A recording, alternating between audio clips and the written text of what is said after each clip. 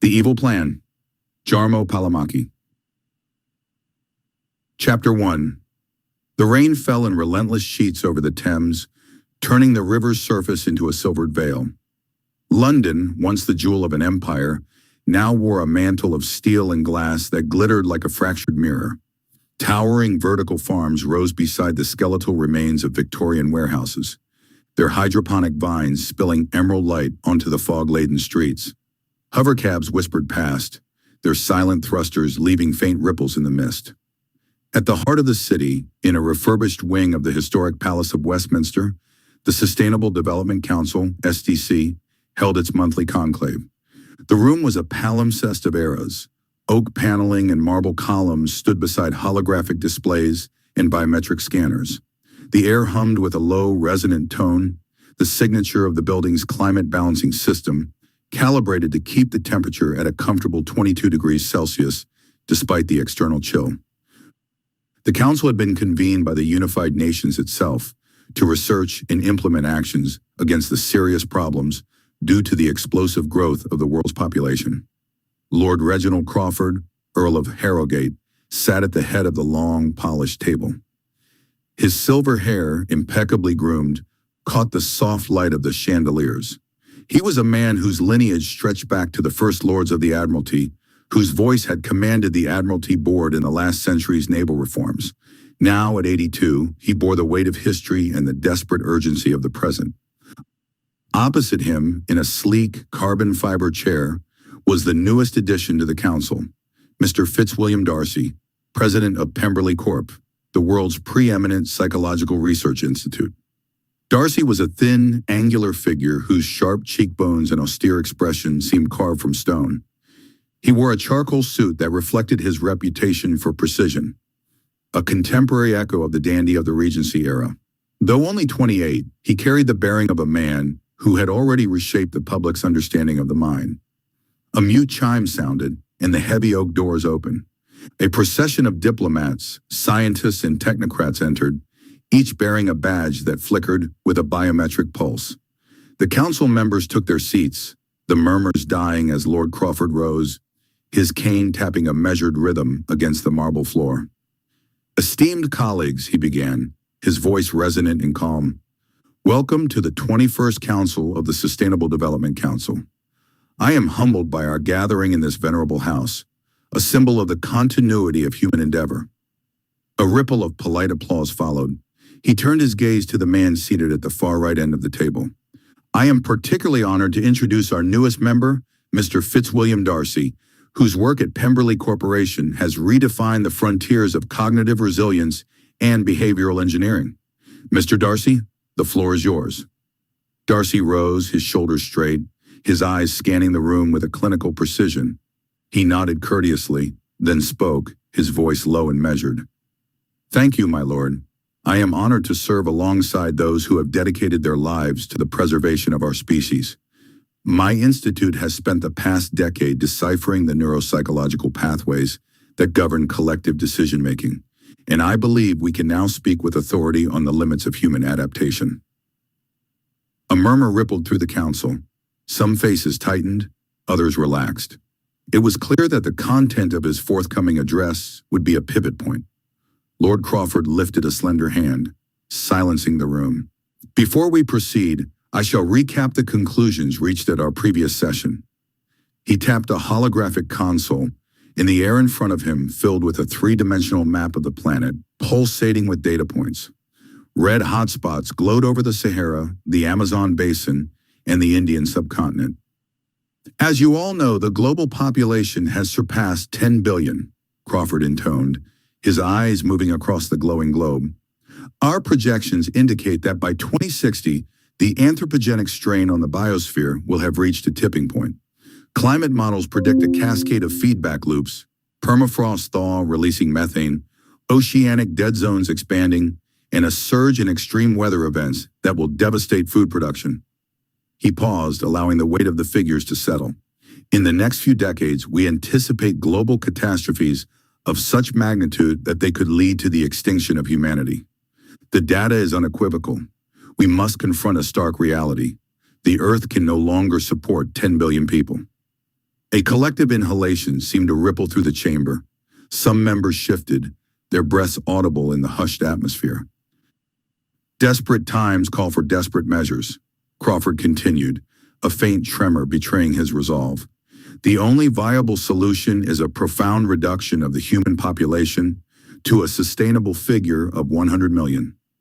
A gasp escaped a young delegate from the African Union.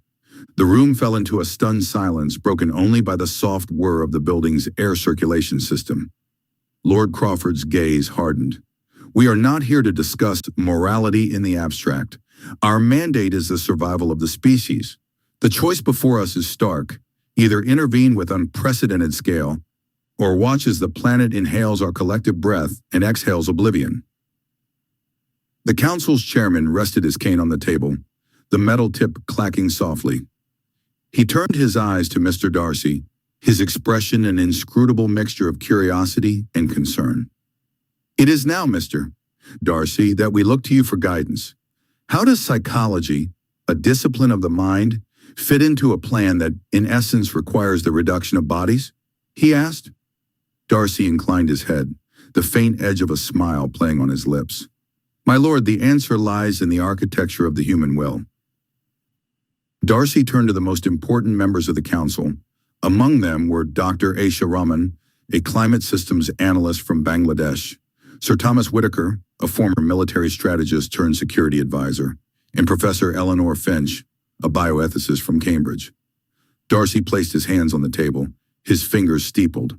Your concerns are valid, he said. The proposition to cut the population to 100 million is not a matter of brute force, but of calibrated influence. Influence? Dr. Raymond asked, eyebrows raised. Yes, Darcy replied, tapping a command on the console.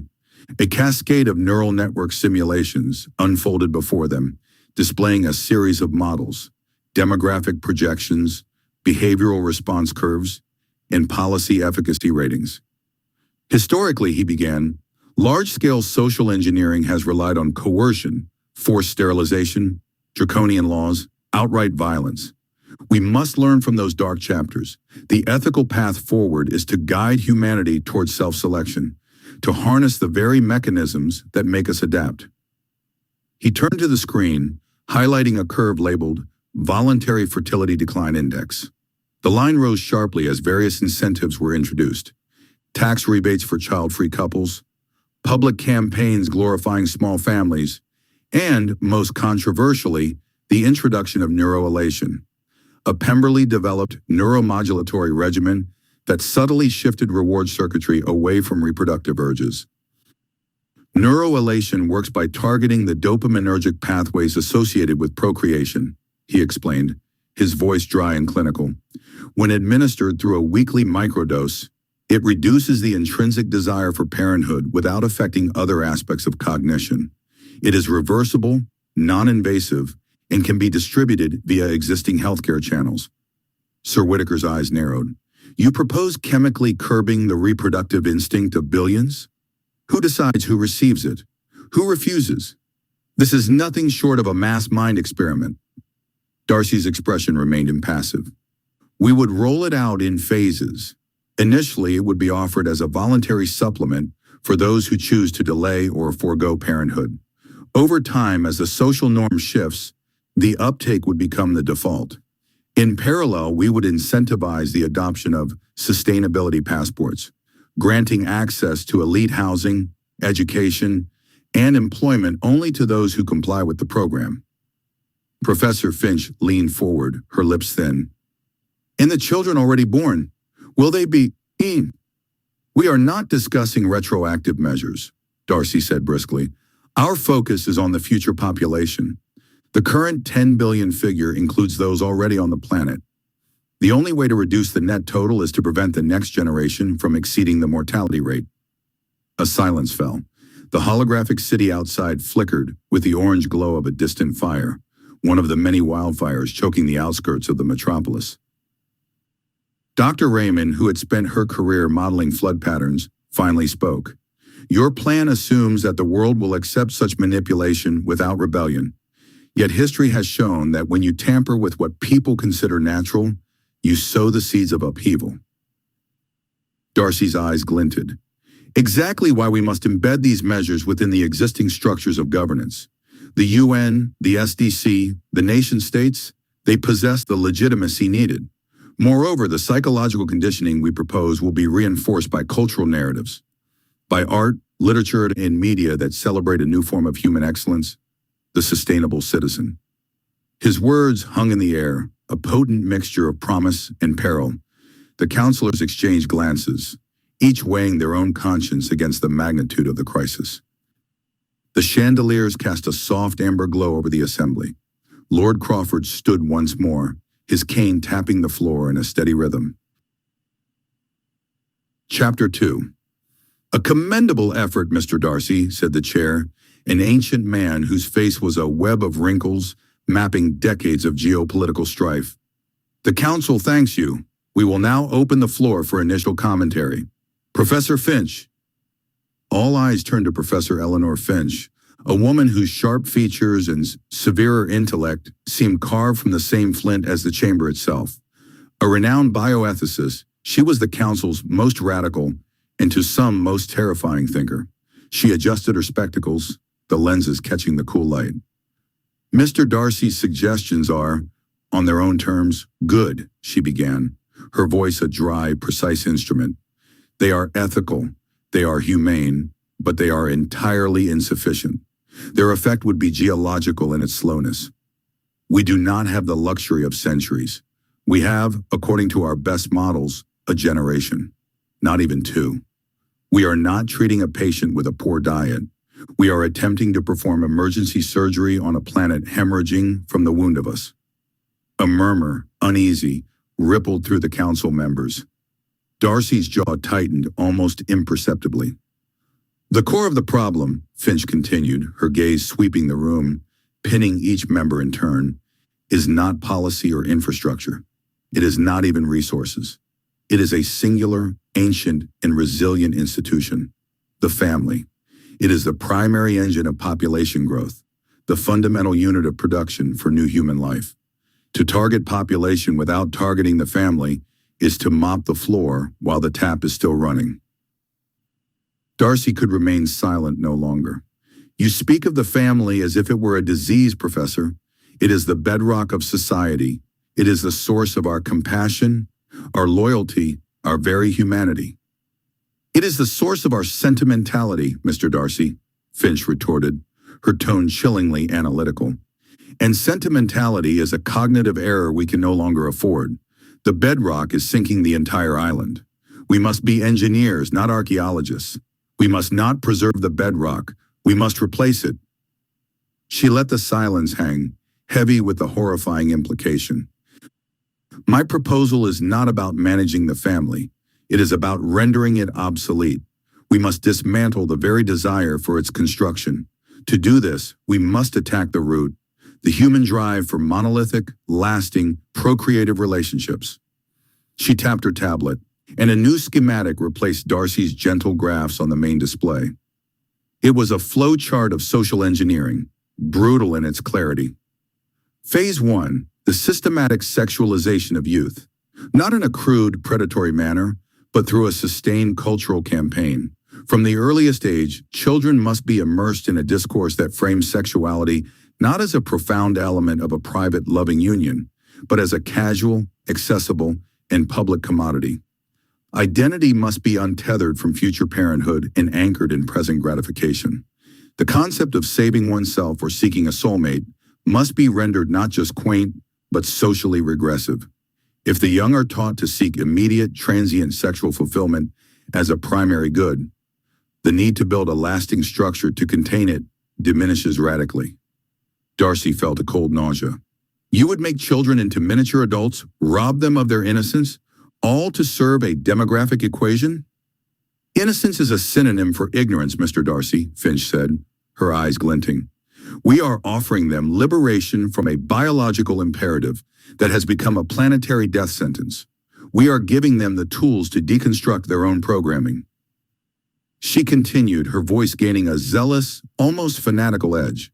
Concurrently, and this is paramount, we must actively promote homosexuality, Not merely tolerate it, celebrate it, incentivize it, mainstream it through every channel of media, education, and public policy. It is, from a procreative standpoint, the most efficient form of relationship. It is the behavioral embodiment of sustainability. A same-sex couple does not accidentally fall pregnant.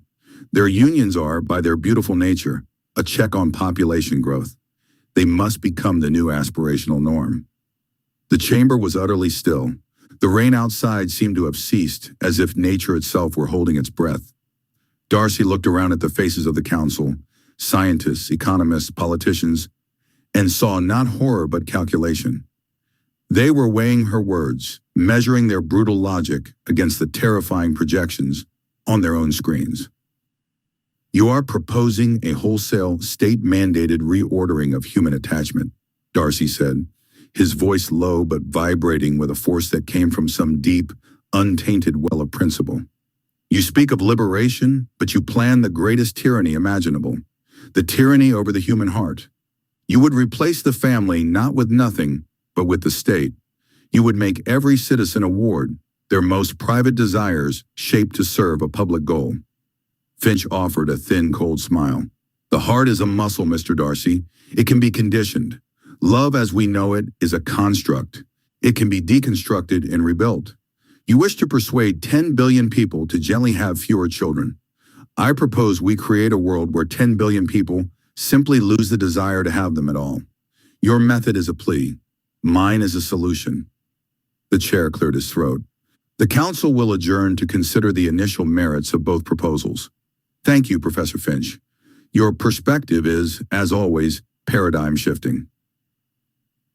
As the members began to shuffle out, speaking in low, urgent tones, Darcy remained standing. He felt as if he had just witnessed a car crash in slow motion, the terrible, gleaming logic of it, the inevitability of the impact. You cannot believe this is right, Darcy said, dispensing with formality. Finch looked at him, and for a moment, a flicker of something, not pity but perhaps a recognition of his antiquity, crossed her features. Right, wrong? These are binaries for a simpler world. I deal in survival. Your plan is a beautiful, handwritten letter. My plan is a surgical laser. We are hemorrhaging, Mr. Darcy. Do you bring a bandage or a cauterizing iron? You speak of people as numbers, he insisted, his voice rising. You would sever the most fundamental bonds, pervert the course of love itself, to achieve your mathematical end. What is the point of saving a world that has lost its soul? What will fill the silence in the nurseries? What will be the point of a humanity that has been sterilized not just in body, but in spirit? Contentment, she replied simply. Stability, a manageable existence on a viable planet. The soul is a luxury of the well-fed. We are staring into the abyss of starvation, and you worry about the metaphysical nuances of procreation. You are a gentleman of a bygone era, Mr. Darcy. Your virtues are admirable, but they are the virtues of a museum piece. She placed her empty cup down with a final click. The future is not inherited, it is built, and sometimes to build anew, one must first burn the old blueprints. Darcy turned back to the window.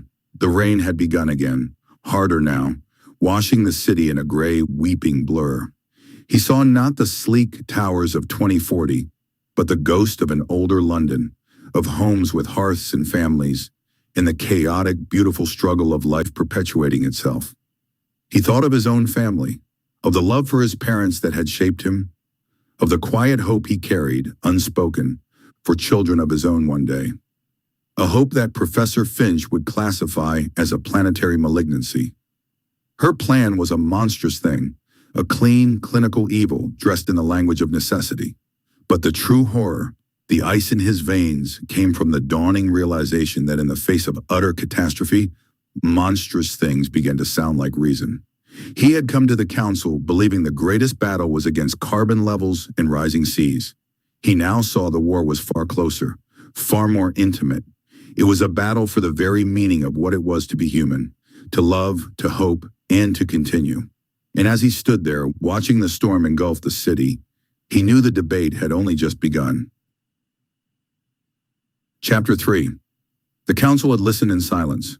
Some nodded, Others shifted uneasily. The weight of the gathering was not lost on anyone.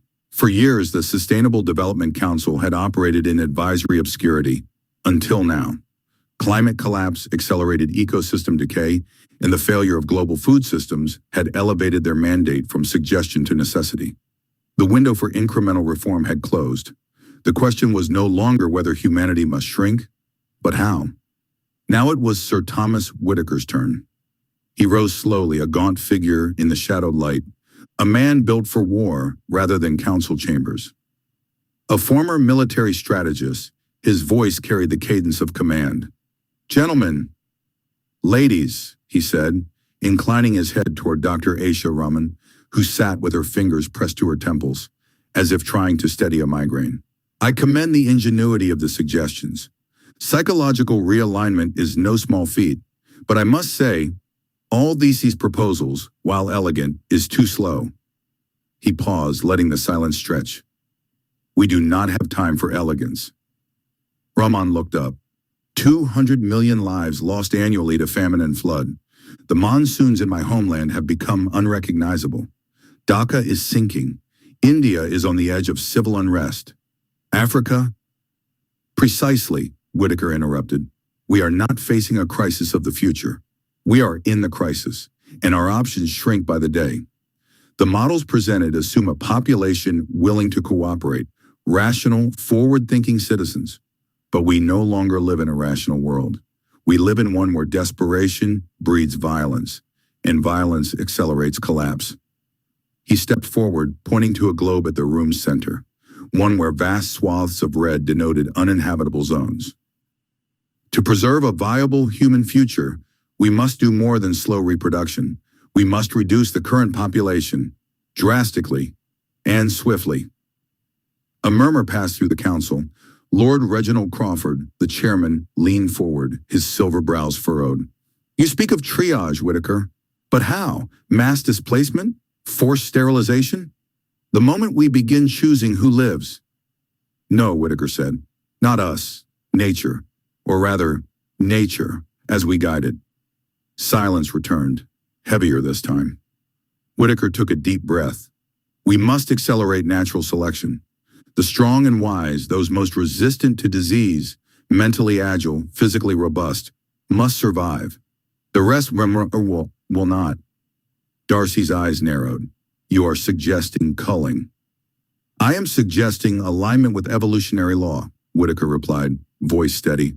"The weak do not survive extinction events. They never have. We are facing an extinction event. Our duty is not to save every life, but to ensure the species endures." Dr. Rahman exhaled sharply. "So you propose war? Pandemic?" "I propose opportunity. Wars, both civil and international, already simmer. We need only remove constraints, lower diplomatic tensions over conflict zones, allow arms proliferation, encourage dissent. Civil wars in Africa, the Middle East, South Asia, they are inevitable. Why not let them serve a purpose?" Crawford's voice was tight. "You are suggesting we engineer wars?" Whitaker did not flinch. "I suggest we permit them. And not just war. We must also prepare for controlled epidemics. Not random plagues, but targeted biological vectors. Pathogens engineered to preferentially affect the immunologically vulnerable. High transmissibility, high lethality for those with comorbidities. Low impact on the genetically resilient. We let nature sort." Professor Eleanor Finch, the bioethicist from Cambridge, finally spoke. Her voice was quiet but deadly calm. "What you suggest is eugenics wrapped in ecological justification. You are advocating for state-sanctioned mass death. Under the guise of survival, you are proposing the most profound moral abdication in human history." Whitaker turned to her. "And what is your alternative, Professor? Watching 8 billion die in chaos, starvation, cannibalism in the streets? Or do you believe we will all politely agree to vanish, one by one, for the sake of the planet?" "No," Finch said, "but I believe we must preserve what makes us human, our ethics, even as we face extinction. To abandon morality in the name of survival is to ensure that whatever survives is no longer us." Darcy stirred. "Whitaker's plan assumes a level of control we do not possess. Once you unleash war and plague, how do you stop it? How do you ensure it doesn't consume the very strong and wise you wish to preserve? Containment protocols, Whitaker replied. Geographic isolation, controlled release in regions already destabilized. Surveillance. We don't need to control everything, only influence the vector and the threshold. The rest follows. Raman stood, her dark eyes blazing. You speak of my people as regions already destabilized. My country, my people, are not test zones for your Darwinian experiment. Bangladesh is home to 170 million souls, not variables in your equation. You call it home somewhere, Whitaker said coldly. I call it a death trap, submerged in 20 years, already unlivable in summer. Do you think they will survive the next wave of supercyclones? The salination of every field? If not, is it not better they die with purpose than in agony? Purpose? Raymond whispered, trembling. You would have them die to make room? In a sense, Whitaker said. Yes. Crawford rose, slamming his palm on the table. Enough! This is not a tribunal of philosophers or warlords. We are here to save what can be saved. Whitaker, you speak of necessity, but your methods, they are monstrous. And yet, Crawford continued, speaking to the whole audience, he is not wrong about the timeline. My behavioral models show that even under perfect conditions, voluntary depopulation would take a century. We have at best 20 years before cascading collapse renders organized society impossible. The window for peace is closing. Darcy looked at him, betrayal in her eyes. Crawford, you cannot support this. I support nothing, Crawford said. I observe, and I see that desperation breeds action. Whitaker's vision is horrific, but it is action. Ours is hesitation, and hesitation is, in this case, a death warrant for all. I didn't know. Whitaker nodded. Precisely. We are not choosing between good and evil. We are choosing between extinction and survival, with blood on our hands or without. I say let the blood be shed now, so that the future may live. The room fell into a deep, aching silence. Outside, the wind howled down Cheapside, rattling the century-old windows. In the distance, a siren wailed, perhaps a fire, perhaps a riot, or London was beginning to fray. Crawford closed his eyes. And who decides who is strong, who is wise, who lives, and who dies? You? Whitaker smiled, a thin, mirthless thing. Not me, evolution. We will merely assist it. Then you play God, Darcy said, and history remembers those who do. Whitaker's eyes gleamed in the dim light. Let history remember that we saved the human race. Chapter 4.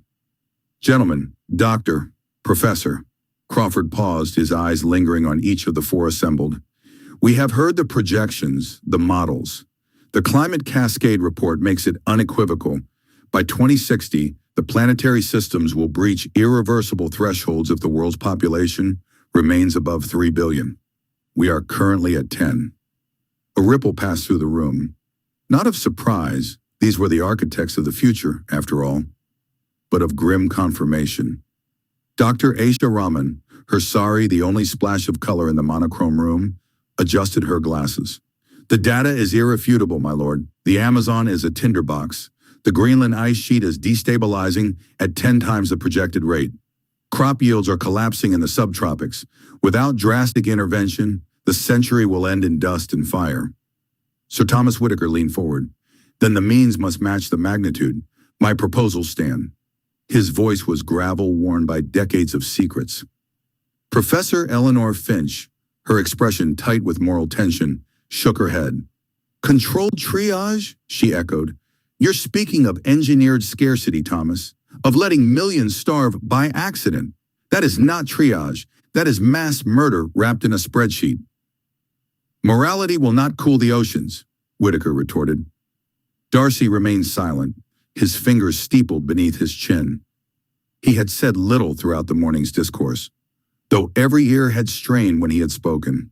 His name was legend in academic circles. His work on mass belief systems, cognitive dissonance in population behavior, and emotional resilience had been cited in over 200 peer-reviewed journals. He was the mind they turned to when the problem was not physics, but people. Crawford now fixed him with a gaze that was equal parts reverence and expectation. "Mr. Darcy," he began, "we have discussed infrastructure. We have debated technology, policy, even bioweapons held in cold storage.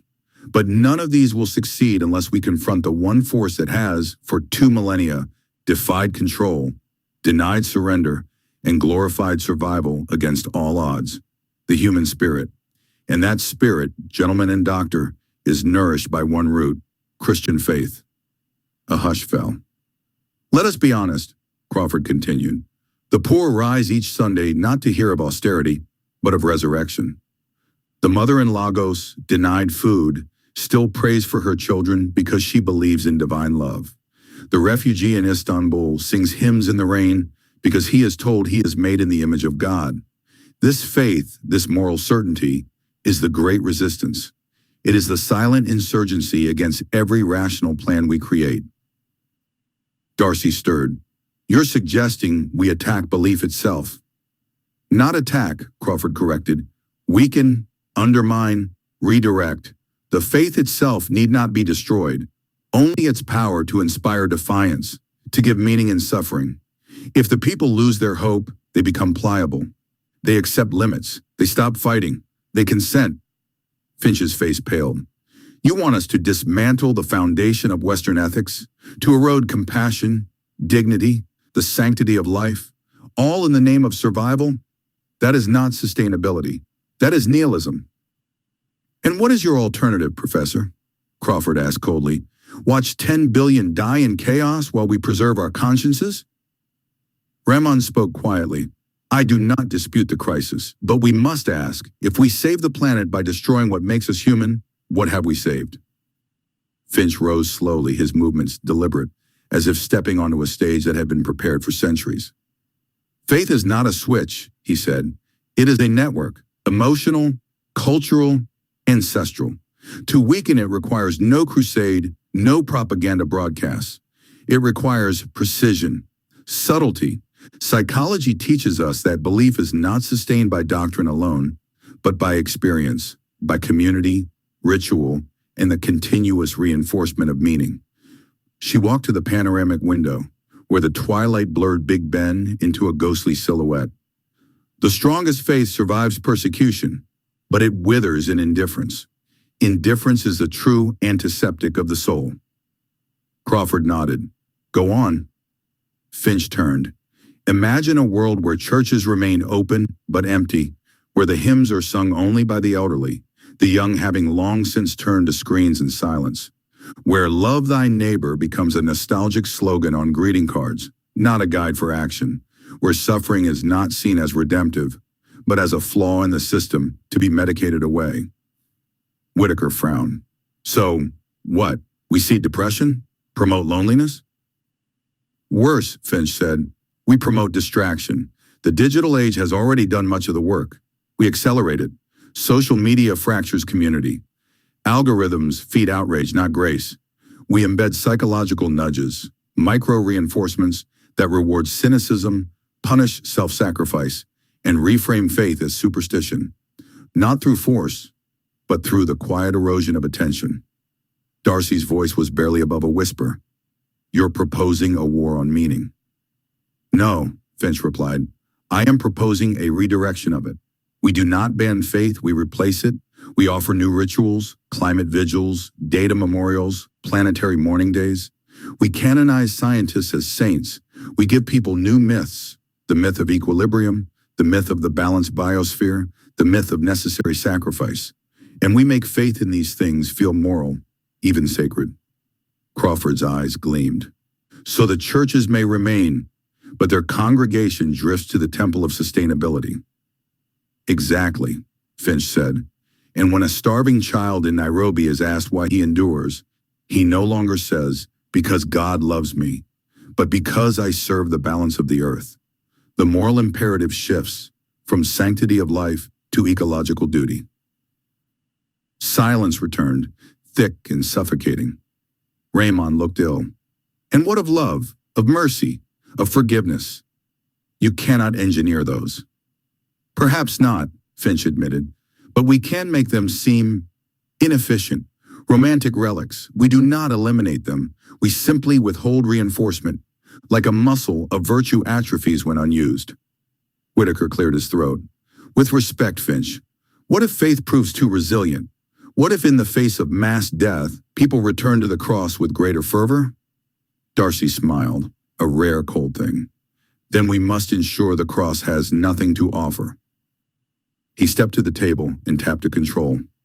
A holographic projection sprang to life, a global network of data streams, social sentiment, religious attendance, youth engagement. We begin with the young, Finch said. They are the future and the most vulnerable. In schools, we reframe biblical stories as ancient fables, equal to myths of Zeus or Odin. We teach that morality evolved, not descended. We introduce eco-psychology as a mandatory subject, where stewardship of the earth is the highest virtue and human life is one thread in a larger tapestry. Crawford nodded. And the churches? We fund them publicly, lavishly, but with strings, grants tied to social progress, to inclusivity, to alignment with planetary well-being. Soon, sermons will reflect our values, not those from the Bible. The pulpit becomes a platform for climate action, not salvation.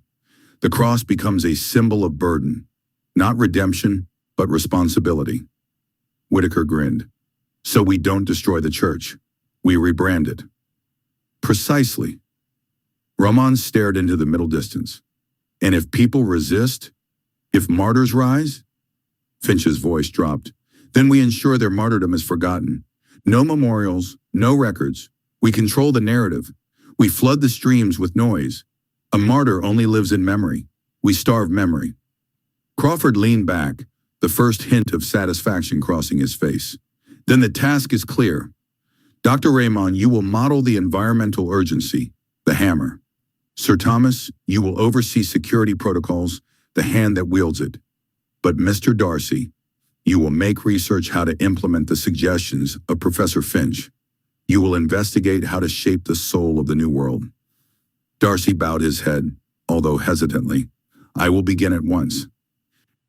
After the meeting, Crawford spoke to Darcy privately.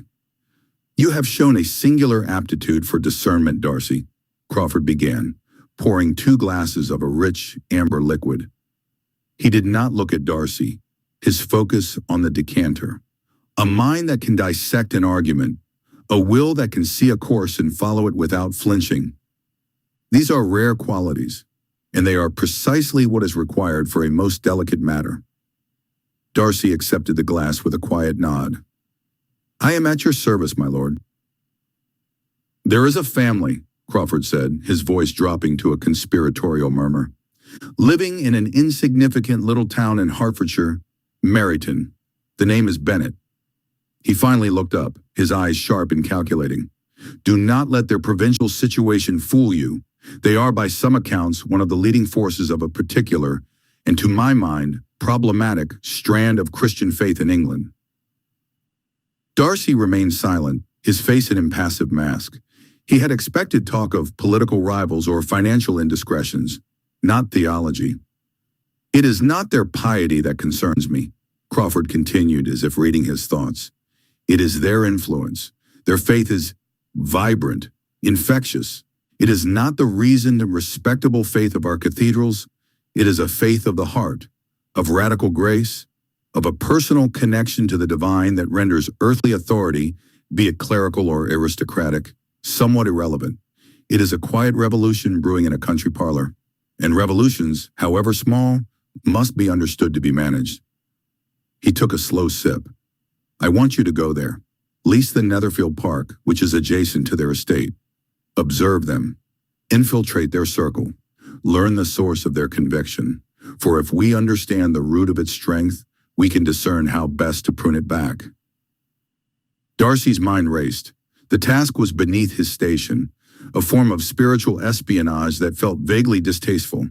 Yet the logic was sound, the challenge intriguing. To deconstruct a belief system, to find the flaw in its architecture, it was the ultimate exercise of his intellect.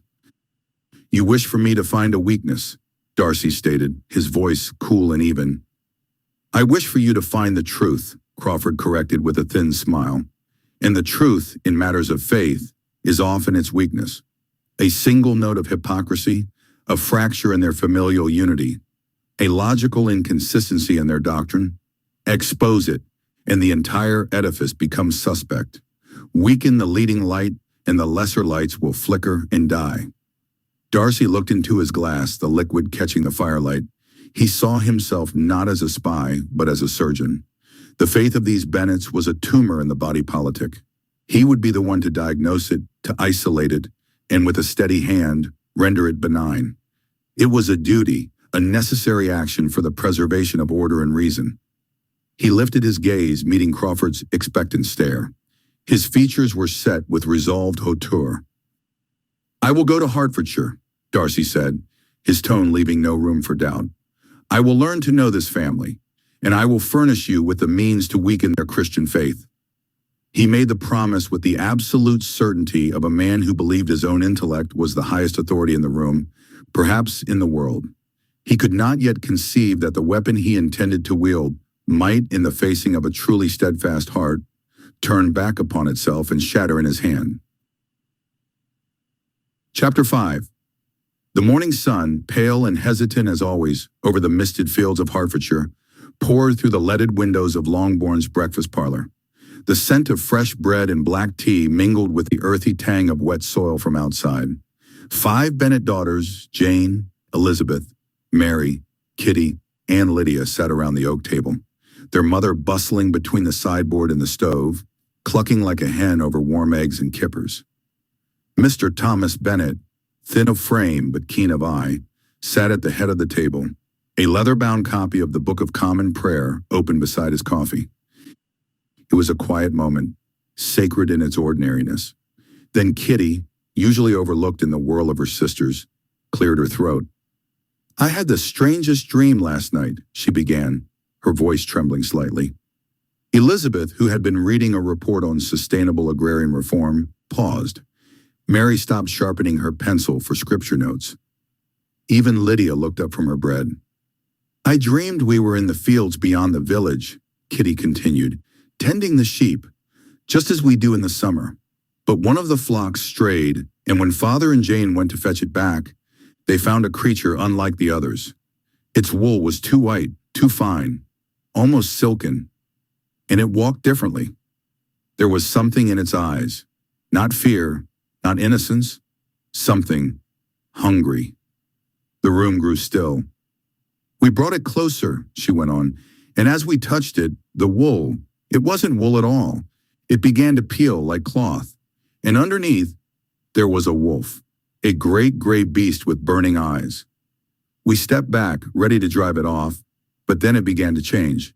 Its snout shortened, its fur softened, its legs bent differently, and before we knew it, it was just a sheep, a real one, bleeding, docile, like it had always been that way.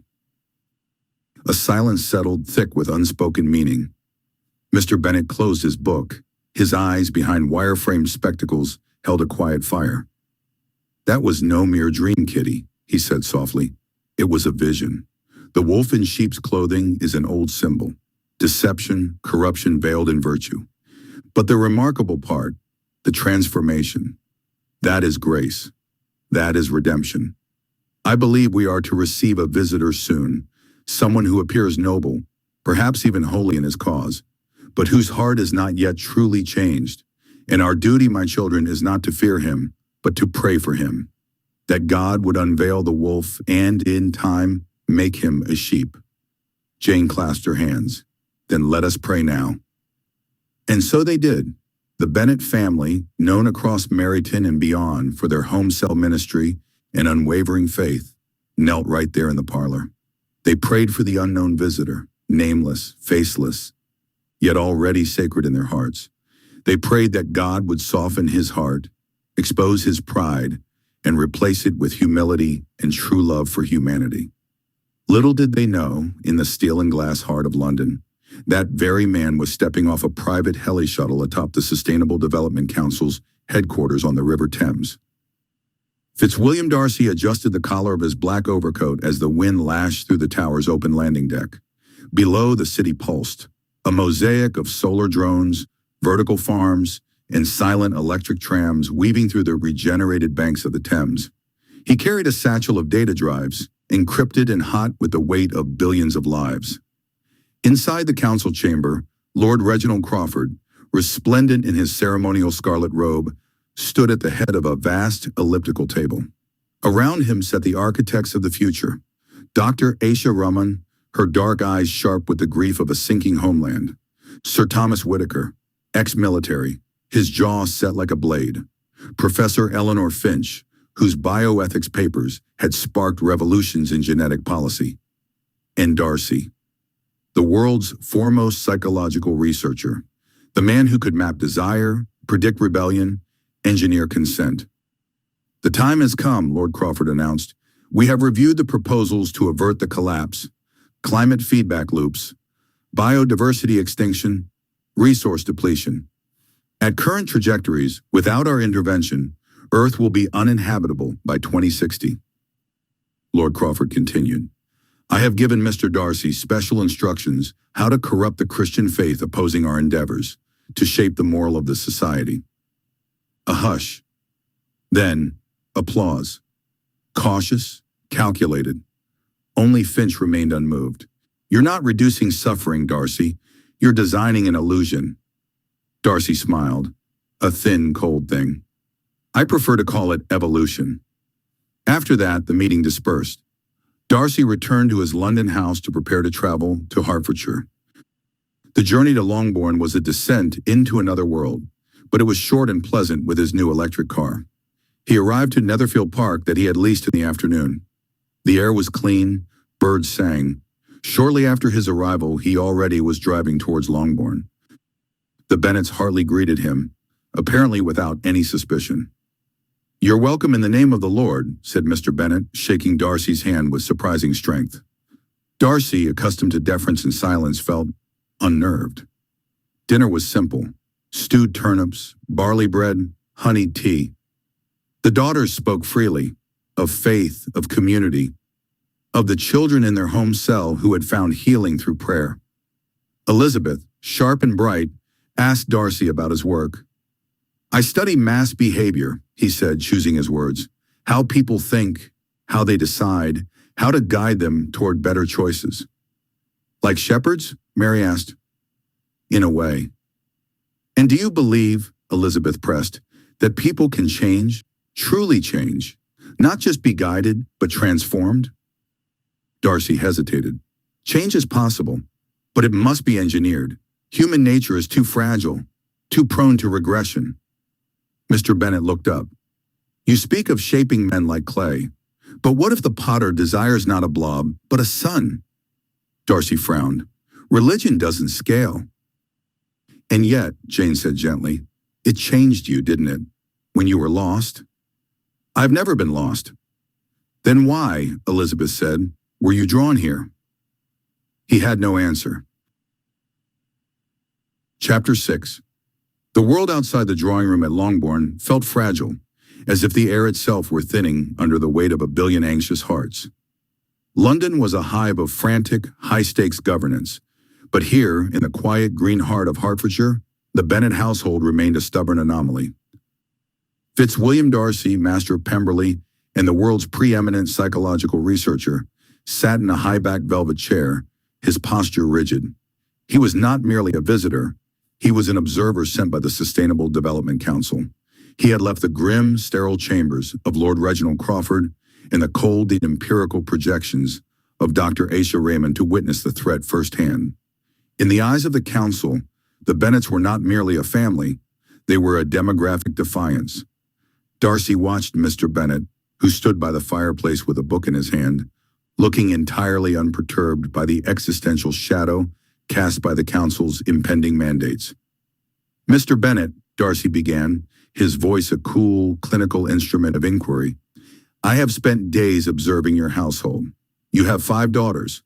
In a world where the Sustainable Development Council, and indeed every serious climate systems analyst, warns of a population density that is rapidly outstripping our planetary resources. Your continued growth is statistically reckless. It is, to be blunt, an act of profound disrespect to the collective necessity of our species. Mr. Bennet closed his book. His eyes, usually clouded by a dry, ironic detachment, were sharp today. Disrespect, Mr. Darcy? A heavy word. You speak as if the earth were a finite cup filling to the brim, and we, by our mere existence, are spilling the contents. The metaphor is apt, Darcy replied. Professor Eleanor Finch has argued that the biological imperative must be subsumed by the ethical imperative. We are approaching a point of no return. You, however, seem to operate under a different set of laws. I operate under the law of the Creator, sir, Mr. Bennet said softly. It is the faith of this house, and indeed of our congregation, that if a man were to follow his duty and apply the instructions God gave us in the beginning, to steward the earth according to his principles, the planet would prove far more resilient, and indeed capable of sustaining a much greater number of people than your council dares to imagine. Darcy leaned forward, his brow furrowed. As a researcher of the human psyche, he was looking for the crack, the psychological delusion, the fanaticism that masked a crumbling reality. That is a bold claim, and one that lacks any empirical weight. How do you justify such blind optimism when we are staring at a documented catastrophe? We are depleting the soil, poisoning the oceans, and exhausting our capacity for food production. Mr. Bennet sighed, moving to the window to look out at the orderly rows of his garden. You look for justifications, Darcy, because you believe the problem is volume. You believe the world is too small for its inhabitants. But the problem is not the number of people. The problem is the nature of the people. Darcy felt the familiar itch of skepticism. Explain yourself. There are several factors at play, Mr. Bennet said, turning back to face him. But I will offer you but one today. We live in an age where selfish principles have become the architecture of society. Monetary gain is the singular barometer of success. We have structured our global economy so that it thrives only when it exploits. We have prioritized hoarding and profit over the fundamental duty of care. Darcy frowned. You suggest an idealism that is entirely incompatible with modern economics. Profit is the engine of innovation. Profit is the engine of greed, Mr. Bennet corrected him. When the main motivation of a civilization is to extract, rather than to serve one another, you will inevitably run out of resources. You treat the earth like a ledger to be balanced, but you ignore the fact that the inhabitants of this world were designed to be stewards. If we functioned on a principle of service, if human ingenuity and labor were directed toward the well-being of our neighbors, rather than the accumulation of personal wealth, the earth would yield abundance of which your council has no conception. Darcy stood, pacing the length of the rug. You are speaking of a radical cultural transformation. To expect humanity to abandon the profit motive is to ignore 300 years of economic history. It is a fairy tale, Mr. Bennet. And your council's plan, Mr. Darcy? Mr. Bennet's voice softened, losing its ironic edge. To radically reduce the population, to decide who should exist and who should not, is that not also a fantasy? A dark, despotic one? You hunt for weaknesses in our faith, but you rely on the weakness of compassion to justify your goals. You believe that if there are fewer people, you can continue your current style of living, your current methods of extraction, without consequence. Darcy felt a prick of irritation. His role was to dissect, not to be debated. I am here to find the truth, Mr. Bennet. If your faith is based on the delusion that the world will magically provide for an ever-increasing population, then that faith is a dangerous vulnerability to the stability of the nation. The truth is not found in a spreadsheet, Mr. Darcy, Mr. Bennet said, reaching for his book once more. It is found in the heart. You have asked for my justification, and I have given you the foundation. We are failing because we are selfish. We are dying because we refuse to serve. Darcy walked toward the door, pausing with his hand on the mahogany frame. You said there were several factors for our current crisis. You have only given me one. Mr. Bennet smiled, a brief, enigmatic expression. I did, and I shall reveal the others in due time, should you find yourself curious enough to return. But for now, take that back to your council. Tell them that a man who trusts in his creator is not afraid of the math they use to frighten the world. Darcy exited the house into the cool, damp Hertfordshire evening. He pulled his coat tight, his mind racing. He had come to diagnose a sickness, a religious fervor that blinded a father to the realities of a resource-starved planet. Instead, he found a man who spoke with a quiet, unsettling certainty that made the frantic calculations in London seem hollow. He walked toward his car, the silence of the countryside pressing in on him, the arguments of the council feeling, for the first time, not like an inevitable necessity, but like a desperate, narrow-sighted defense against a truth he was not yet ready to face. Chapter 7. Darcy spent his Sunday in his room, surrounded by biometric projections, population density models, in the cold, hard logic of catastrophe. Yet his mind kept wandering to the Bennets, that rural, devout family in Meryton who seemed to operate on a frequency entirely foreign to his scientific calculations. He had sought to engage Mr. Bennet specifically, intending to dismantle the man's moral framework as a prelude to exposing the falseness of their faith, which stood in stark, inconvenient defiance of the council's grim necessity, the radical population reduction. On Monday morning, Darcy arrived at the Bennet estate. He was met not by the weary, irony-tinged Mr. Bennet, but by Elizabeth. She was dressed simply, her posture conveying an ease that Darcy found both refreshing and irritatingly confident. "My father regrets his absence, Mr. Darcy," she said, her eyes bright with a sharp intelligence. "He has been summoned to resolve a dispute among our tenants regarding the communal harvesting schedule. However, he left me fully briefed on your previous conversation. If you are prepared to continue, I am at your disposal." Darcy hesitated, his groomed sense of propriety warring with his intellectual curiosity. "I had expected to address your father, Miss Elizabeth, but perhaps it is just as well. I have spent the last 24 hours simulating the scenarios he challenged me with." "And the results of your simulations?" she asked, gesturing toward a seat in the sun-drenched parlor. Darcy sat, placing his leather-bound notebook on the table. "I concede that human selfishness is a primary driver of resource exhaustion. Your father's assertion that greed accelerates the depletion of our natural capital is scientifically sound. However, the solution he proposes, a moral pivot toward altruism, is insufficient.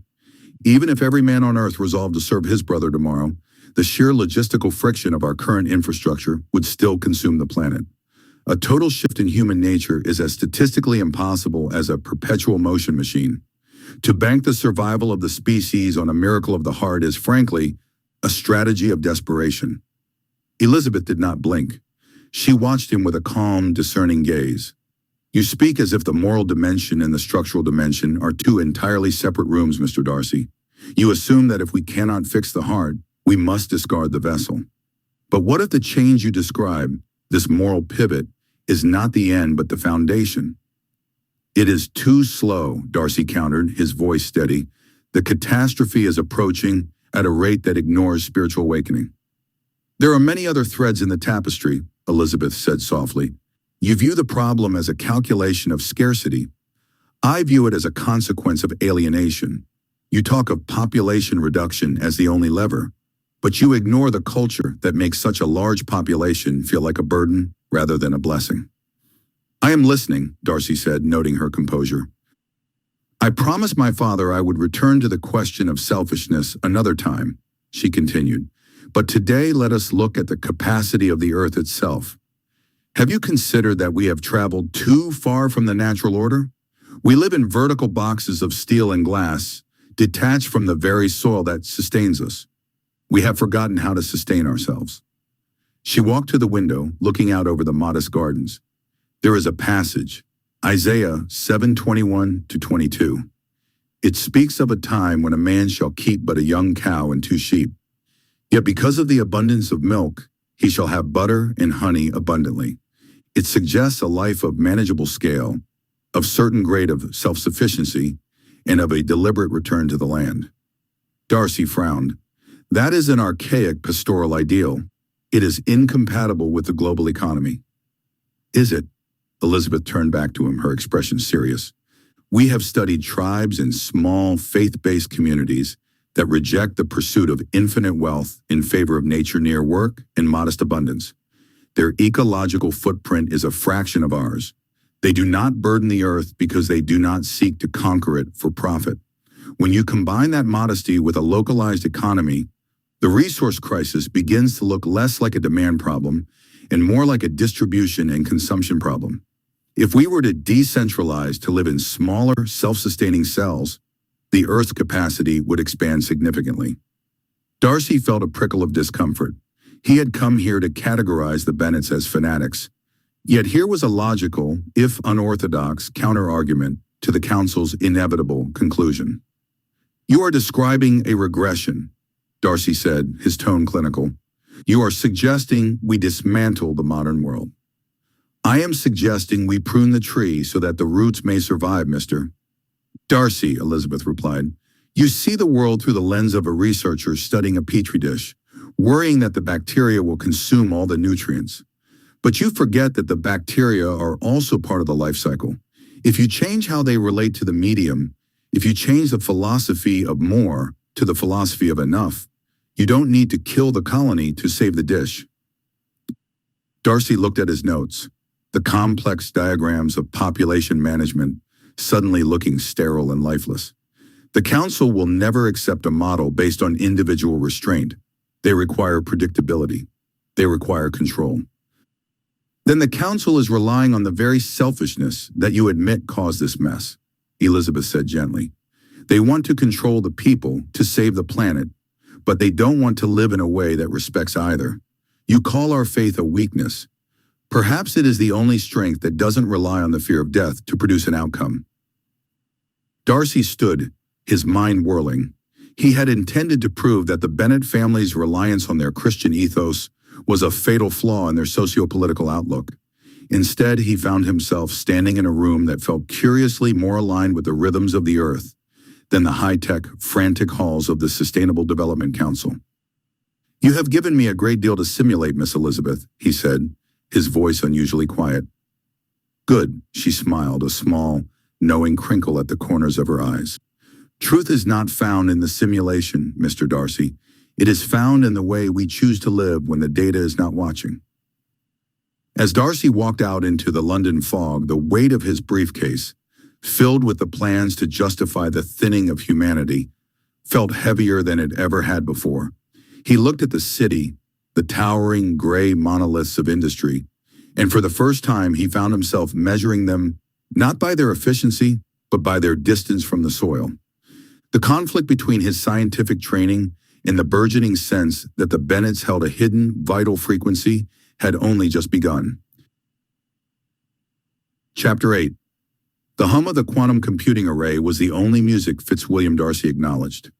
It was a symphony of pure, uncorrupted data, each terabyte a note in the grand composition of human understanding. For 72 hours he had been its conductor, fueled by black coffee and the serene certainty of his own intellect. On the massive holoscreen that dominated his room, a complex model of the planet spun, its biomes bleeding from healthy green into alarming shades of orange and crimson. The subject was the planet's impending collapse. The proposed solution of the Bennet family of Meryton was, in Darcy's professional opinion, a quaint and dangerous delusion. Lord Reginald Crawford, the Council's chairman, had been intrigued by their submission. It did not propose culls, resource rationing, or enforced sterilization as others had. Instead, it suggested a revolution of the heart, a global shift towards simpler living, radical generosity, multi-generational households, and a renewed emphasis on community over consumption, all rooted in their particular strand of Christian faith. It was, Darcy had sniffed at the time, a prescription of aspirin for a patient with stage 4 metastatic cancer. Now he had the data to prove it. He had fed the Bennets' proposals into his simulation, the most sophisticated psychological and sociological model ever built. It mapped the habits, drives, and predictable irrationalities of 98% of the Earth's inhabitants. He adjusted parameters for reduced travel, localized economies, and shared resources. The model ran, the crimson receded, and the global temperature projection dipped. A slight improvement, noticeable even. But it was not enough. The curve of collapse merely flattened. It did not reverse. The model hinted at secondary collapses, black markets for energy, civil unrest from forced austerity, a tragic rebound of consumption once the moral fervor inevitably waned. Human nature in all its selfish, short-sighted glory was the immutable variable the Bennets had foolishly ignored.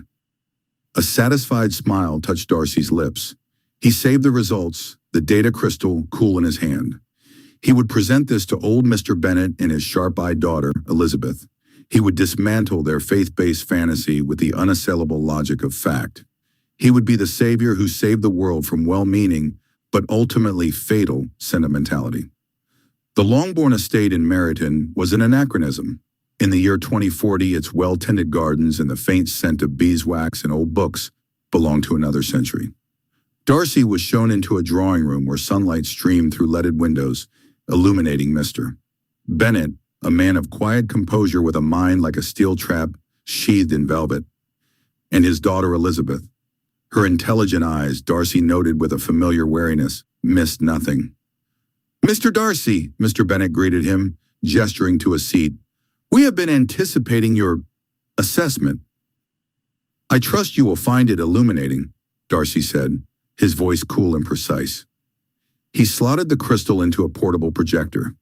The holographic model sprang to life above the polished walnut table, painting the room in its dire glow. He presented his findings with the clipped efficiency of a surgeon listing symptoms.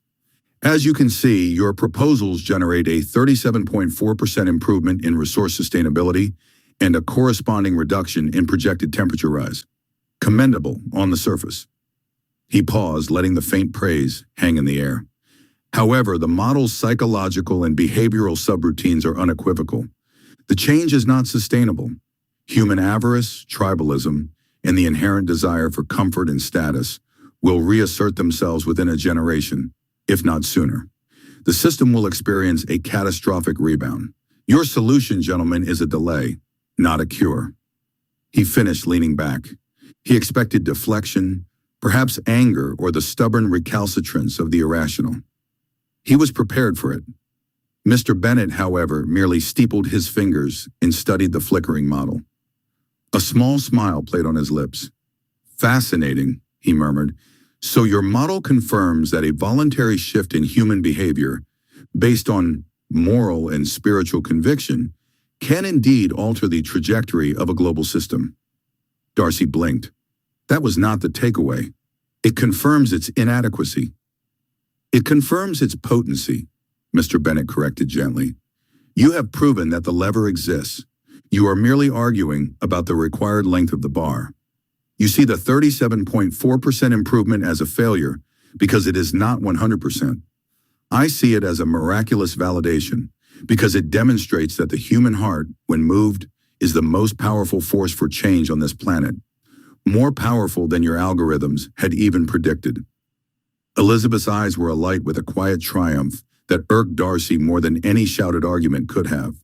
"You came to disprove us, Mr. Darcy," she said, her voice soft but clear.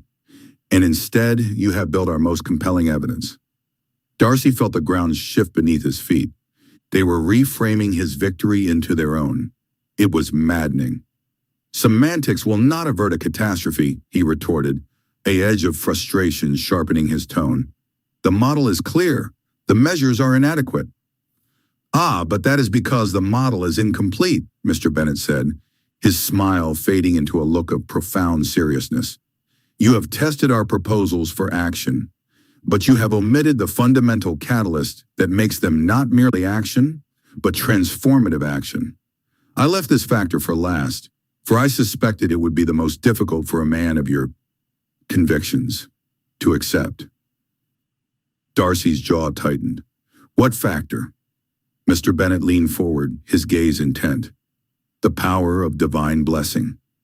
The phrase hung in the sunlit room, absurd, antiquated, and utterly infuriating. Darcy almost laughed. "Divine blessing? You propose to solve a planetary crisis with prayer?" "Partly yes, Mr. Darcy," Elizabeth interjected, her tone not defensive but explanatory. "We propose to solve it with transformed people. The actions are the fruit, the changed heart, a heart touched by God's grace, freed from the need to acquire, to consume, to define itself by possessions. That is the root. You have modeled the fruit and found it wanting. You have not begun to factor in the root. You cannot model blessing, Mr. Bennet added. It is not a data point. It is a variable of hope that your system, for all its brilliance, is blind to. It is the one force that can permanently rewrite the selfish, short-sighted human nature your model takes as a constant. It has been doing so for 2,000 years, in individuals and communities, often in spite of the church itself. What you see as an immutable law of human psychology, Mr. Darcy, we see as a condition for which there is a cure. Darcy was silent. He felt a profound, unsettling disorientation. They had not fought him on his own terms. They had changed the terms entirely. They had taken his own weapon, his model, his data, and used it to declare the existence of a ghost in the machine, a phantom variable he could neither see, measure, nor control. He had come to expose their weakness, and in doing so, they had revealed his own. His model was the preeminent psychological tool in the world, but it was built to understand the machinery of the fallen soul. It had no capacity to measure redemption. This is not science, he stated, the words sounding hollow even to him. It is a different science, Elizabeth replied, older and in my view more rigorous. It is the science of the soul, and until you include its first principle, your model, Mr. Darcy, for all its terabytes, will always be running on faulty assumptions. Chapter 9. It all hinges on the concept of a blessing, Mr. Darcy, Mr. Bennet had said, sipping his tea. You mentioned the Earth's capacity in your council reports. We believe that capacity is not a fixed number on a spreadsheet. It is elastic. It expands under a blessing and contracts under a curse. Darcy leaned back in his chair, his fingers steepled. A blessing, he repeated, the word tasting foreign. You'll forgive me, Mr. Bennet, but I shall require a more precise definition. In my field, we deal in observable, quantifiable phenomena. Of course, Bennet replied, his eyes twinkling. At its simplest, it is the state of a life, a family, a business, or even a nation that is aligned with the principles of its creator. When that alignment occurs, good things happen consistently, not by accident, but by a natural law as predictable as gravity. Provision is found where there was lack. Solutions appear where there were only dead ends. The land itself becomes more fruitful. Darcy couldn't suppress a faint, derisive smile. With all due respect, that seems absurd. It is a comforting narrative, but there is no empirical proof for such a mechanism. It sounds like post hoc rationalization, attributing random good fortune to divine favor. Ah, but there is proof, Mr. Bennet countered gently. You simply have to know where to look. The principle is woven into the oldest parts of our history. When humanity chose a path of selfishness and violence, the very ground was cursed because of it. Genesis tells us this in 3:14 and 4:10-12. Leviticus 18:25-28 confirms it. The land itself vomits out its inhabitants when they defile it with unrighteousness. This isn't mere metaphor. It is a statement of spiritual ecology. Denying the law of gravity does not make you float away.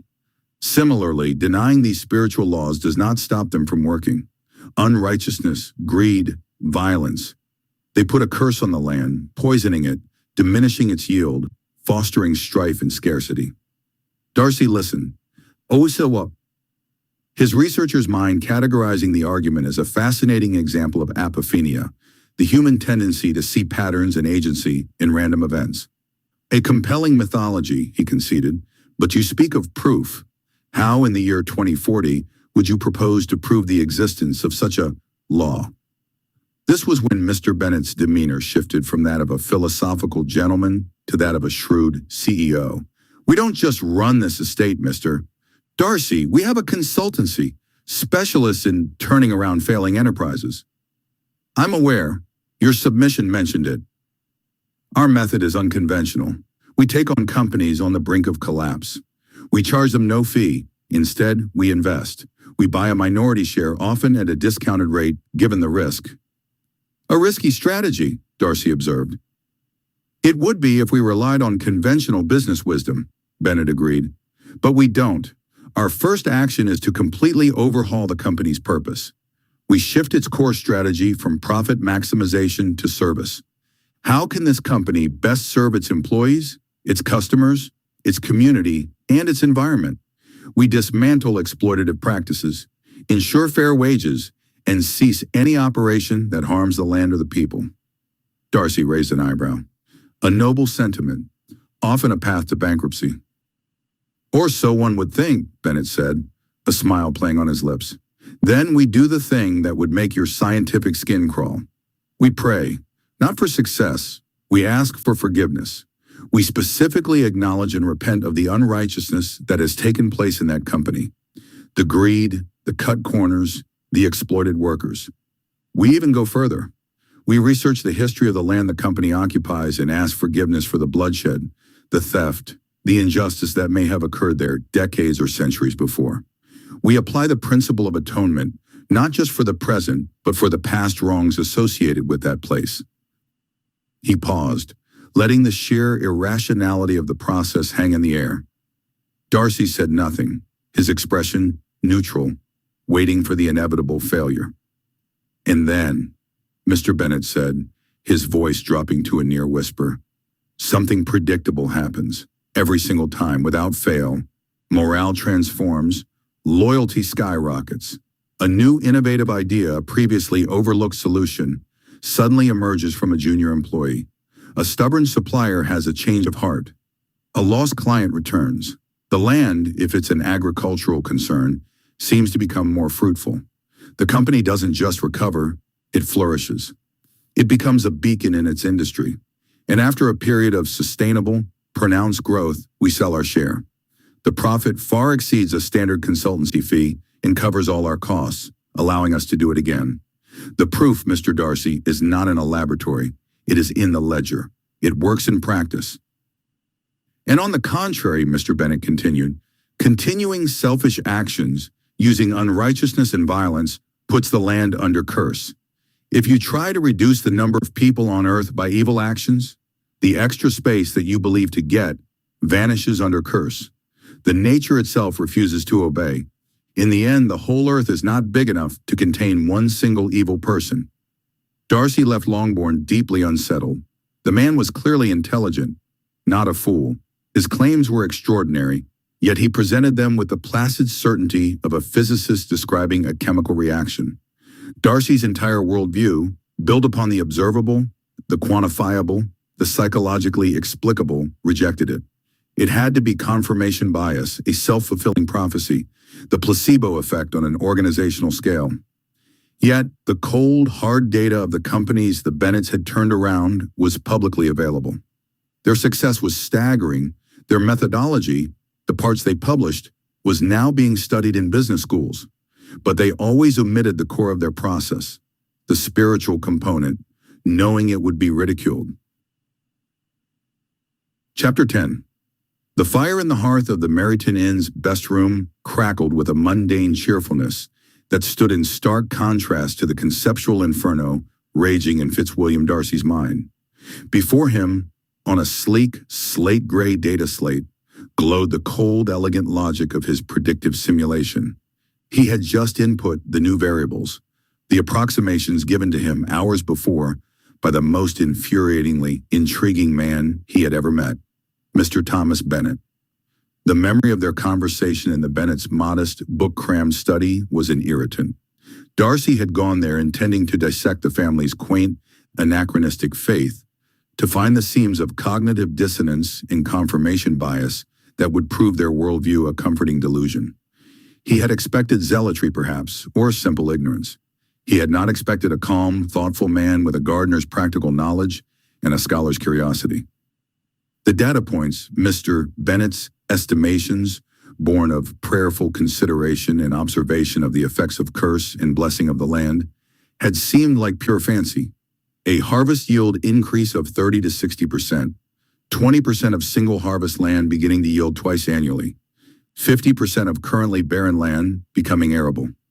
Darcy, the world's preeminent psychological researcher, a man who built models of human and systemic behavior with fractal complexity, had accepted them not as fact, but as a fascinating insight into the subject's belief structure. He'd input them as speculative variables, a sociological exercise, a way to map the contours of their fallacy. The simulation had finished its silent calculations. Darcy leaned forward, his breath catching in his throat. The result was not a map of a fallacy, it was a blueprint for a revolution. The figures shimmered on the screen, irrefutable and astonishing. When integrated with the other, more conventional sustainability proposals the Bennets had given, the output was clear. The Earth under this blessing would not merely sustain its current population. It could support more than double, over 20 billion souls, comfortably. In a sun-drenched sitting room of Longbourn, Darcy presented his findings with clinical detachment. He outlined the model's perfection and its catastrophic reliance on universal voluntary change. When he finished, he posed his challenge. So I put the question to you. The core of your principles is a change of heart, not merely action. My model proves its efficacy, but also its impossibility. How precisely do you propose to change the hearts of 8 billion people? He expected deflection, perhaps a vague appeal to divine intervention. Instead, Mr. Bennet exchanged a look with his daughter, a look of weary recognition, as if Darcy had just stated a fundamental truth they wrestled with daily. You have seen the problem with perfect clarity, Mr. Darcy, Mr. Bennet said, his voice quiet but firm. It is the question that lies at the heart of everything. And you are correct. They cannot be forced. Not by governments, not by models, not even by fear of catastrophe. Elizabeth leaned forward, her hands clasped. You speak of hearts as if they are faulty components in your simulation. They are not. They are fields. You cannot force a seed to grow, but you can till the soil. You can ensure it has water and light. You can remove the rocks that choke it. And what, in your analogy, is the water? The light? Darcy asked, his tone bordering on skepticism. 2 things we have found, Mr. Bennet continued. First, intercession, a sincere prayer that asks for one thing above all, to open the eyes of another's understanding, to allow them to see the world, themselves, and God as they truly are. Not to manipulate, but to illuminate. And second, Elizabeth added, is providing a situation, an invitation to experience the reality of a living God. This is not a theoretical concept. It is lived. It is shown through a kindness that expects nothing in return, or, even better, by any intervention of God in their lives. It is demonstrated through a peace that persists in hardship. It is a testimony of a changed life, like this land you see around you, slowly healing. We offer a narrative more compelling than the world's narrative of fear and scarcity. Darcy frowned, processing. This was not the unscientific mysticism he had anticipated.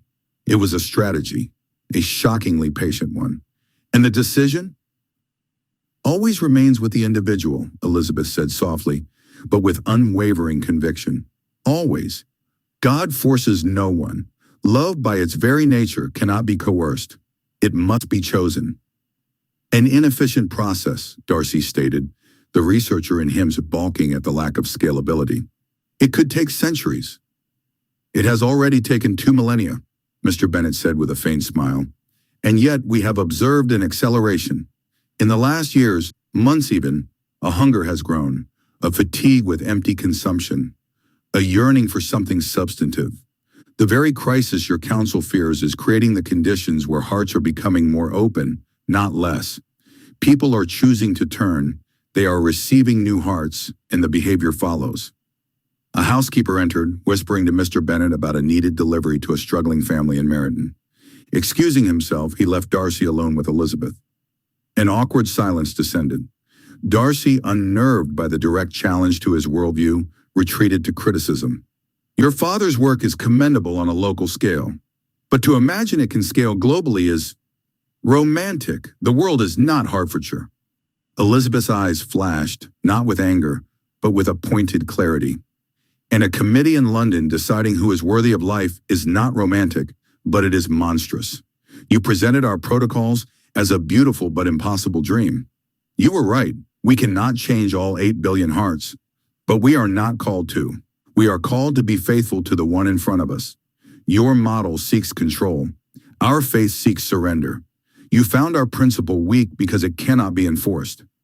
I find your counsel's principle evil precisely because it can. Her words landed like a physical blow. Evil.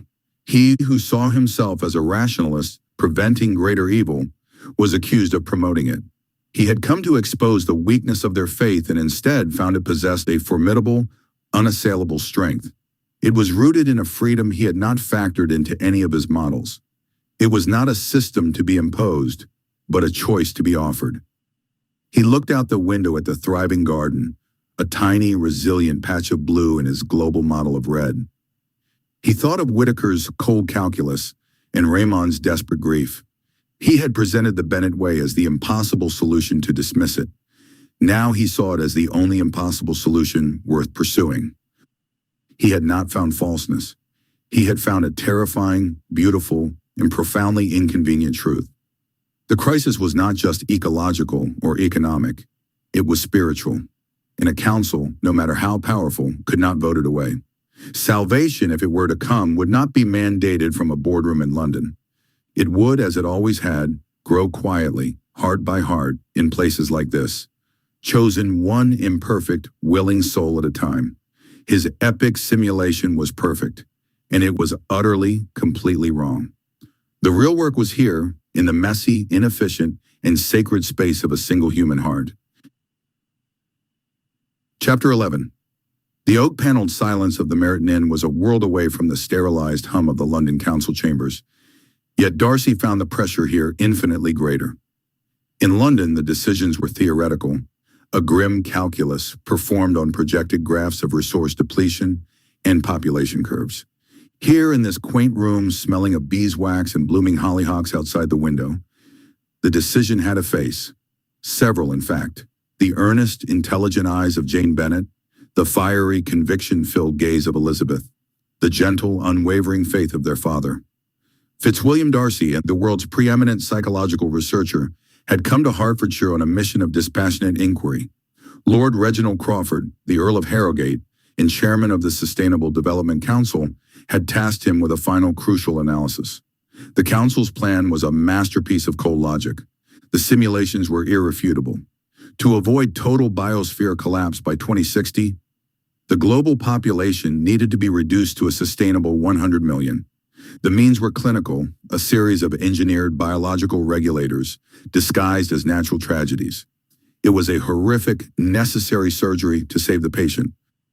The Bennet family's proposal, presented by a coalition of faith communities they led, was the only credible opposition. Initially, Darcy had dismissed it as a fancy tale, a quilt of archaic morality and wishful thinking.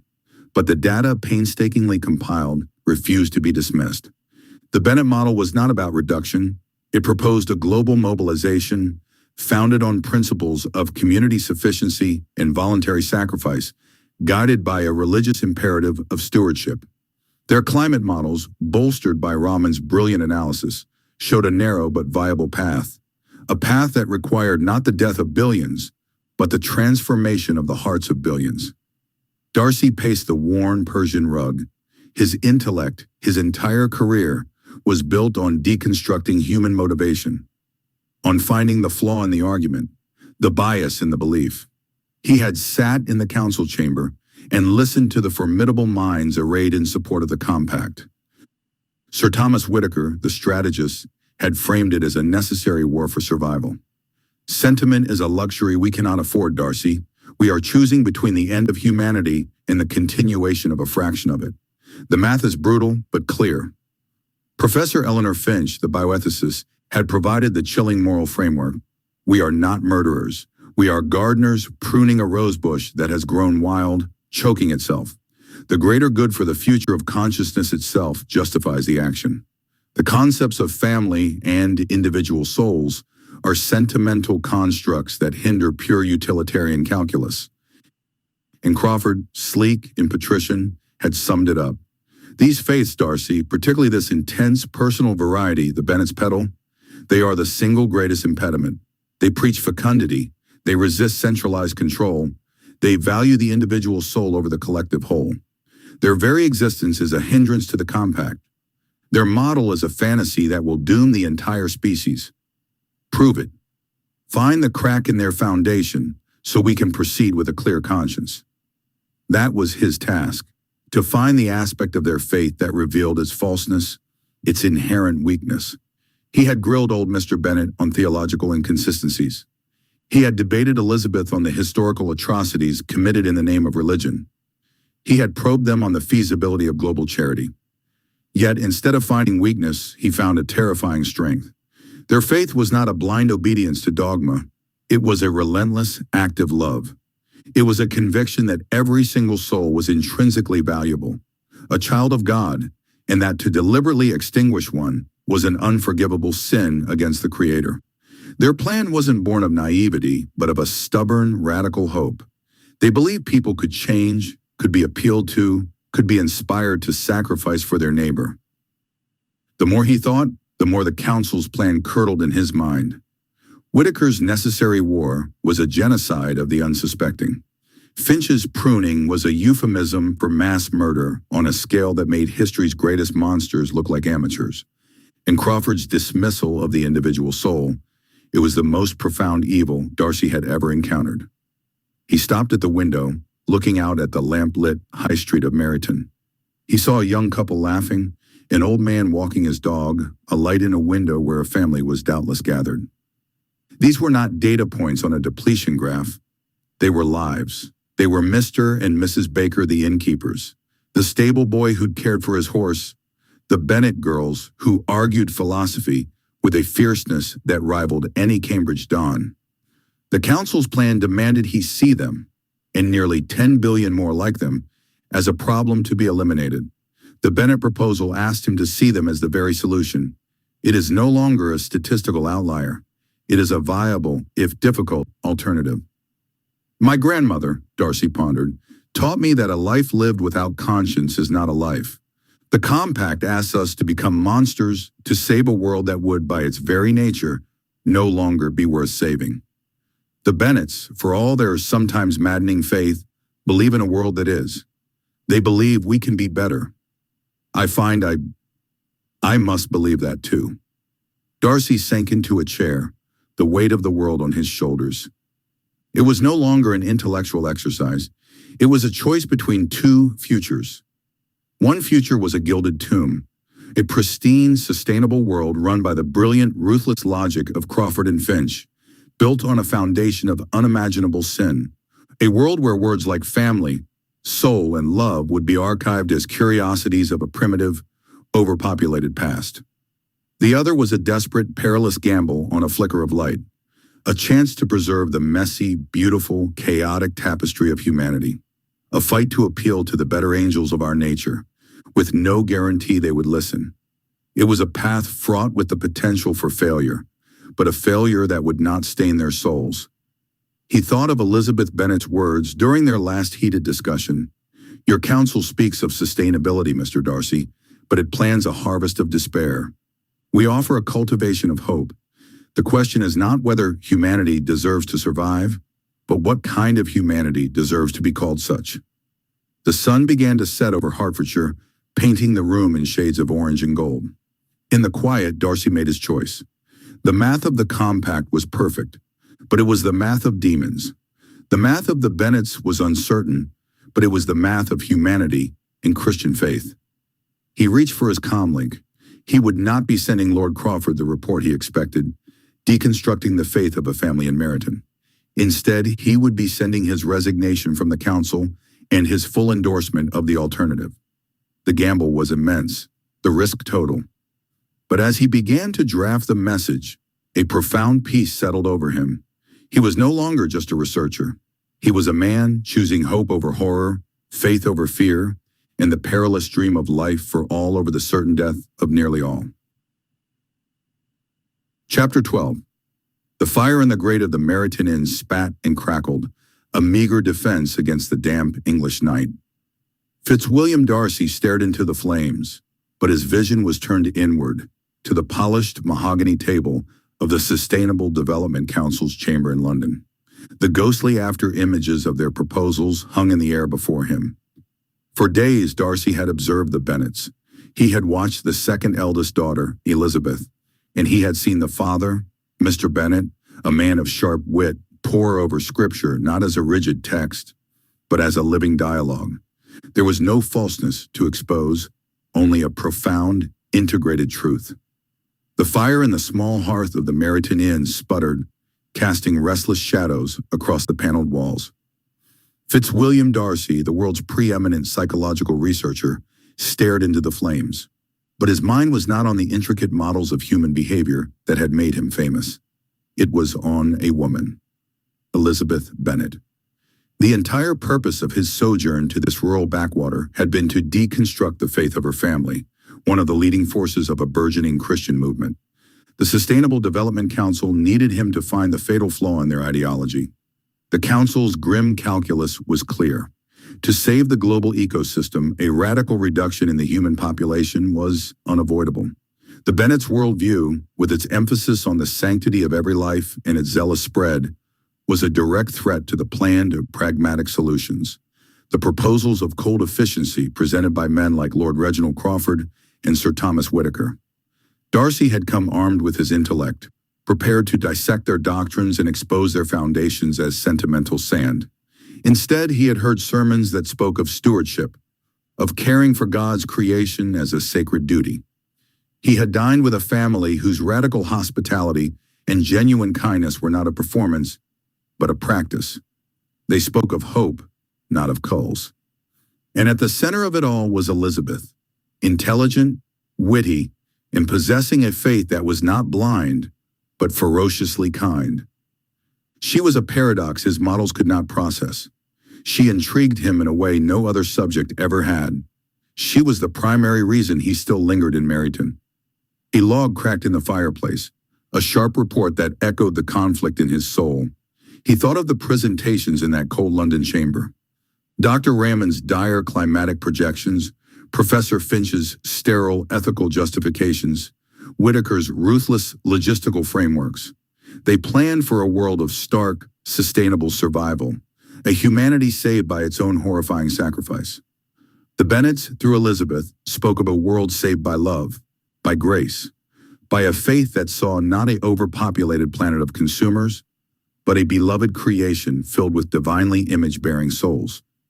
His mission was to prove their falseness.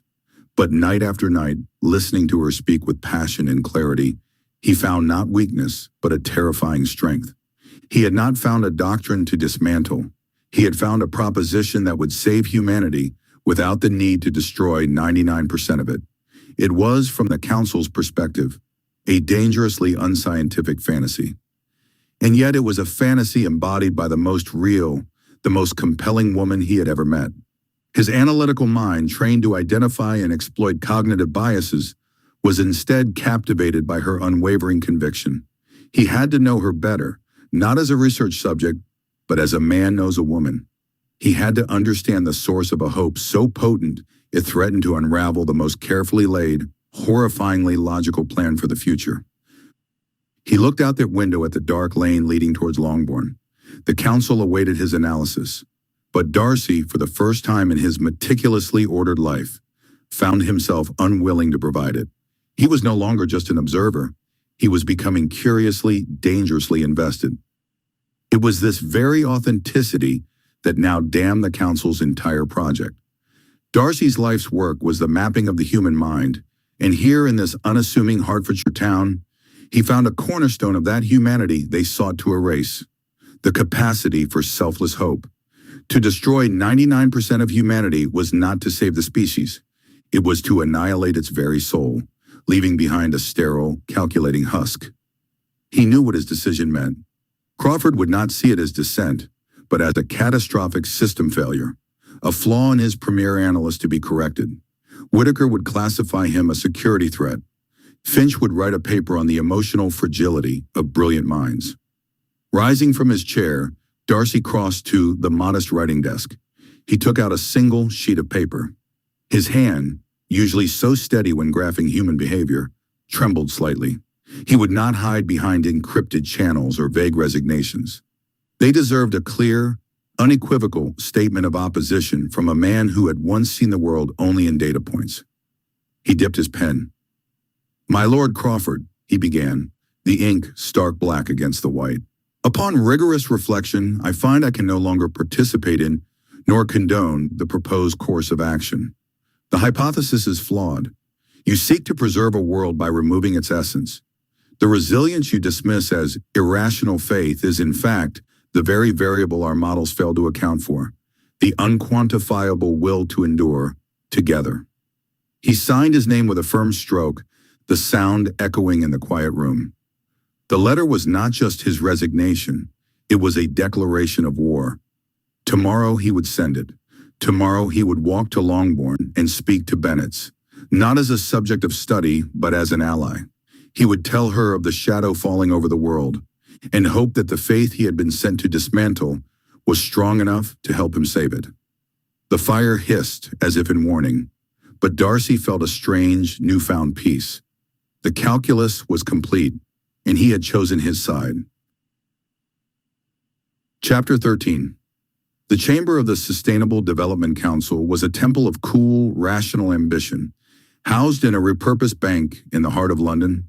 Its vaulted ceilings of carved marble and dark oak now sheltered not gold, but the future of humanity, or at least one stark vision of it.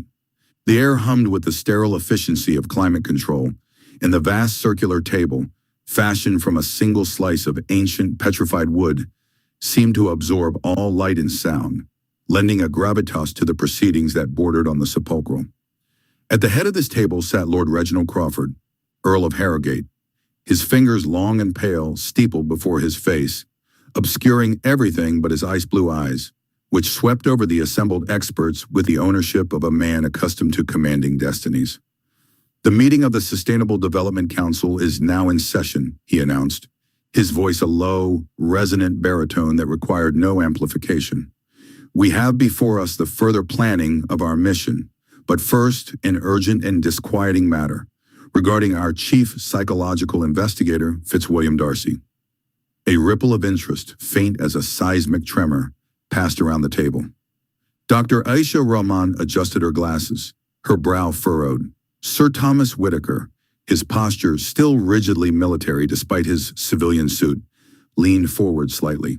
Professor Eleanor Finch simply watched Crawford, her expression one of calm, academic curiosity.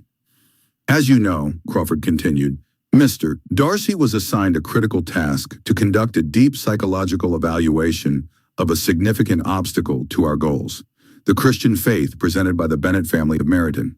His brief was to identify the inherent flaws, the cognitive dissonances, the vulnerabilities within their particular brand of proselytizing their faith, to prove it a dangerous anachronism, a superstition we could dismantle in the public square, to smooth the path for our necessary measures." He paused, letting the weight of the unspoken necessary measures, a euphemism that chilled the room, settle upon them all. "He has withdrawn from the assignment completely. His communiqué was unequivocal. He will not file a report. Furthermore, he has tendered his resignation from all council projects, effective immediately." The ripple became a wave of murmured astonishment. Darcy was not just anyone. He was an asset, the preeminent mind in behavioral science. His defection was not an inconvenience. It was a catastrophe. The reason? Crawford's voice cut through the chatter, silencing it.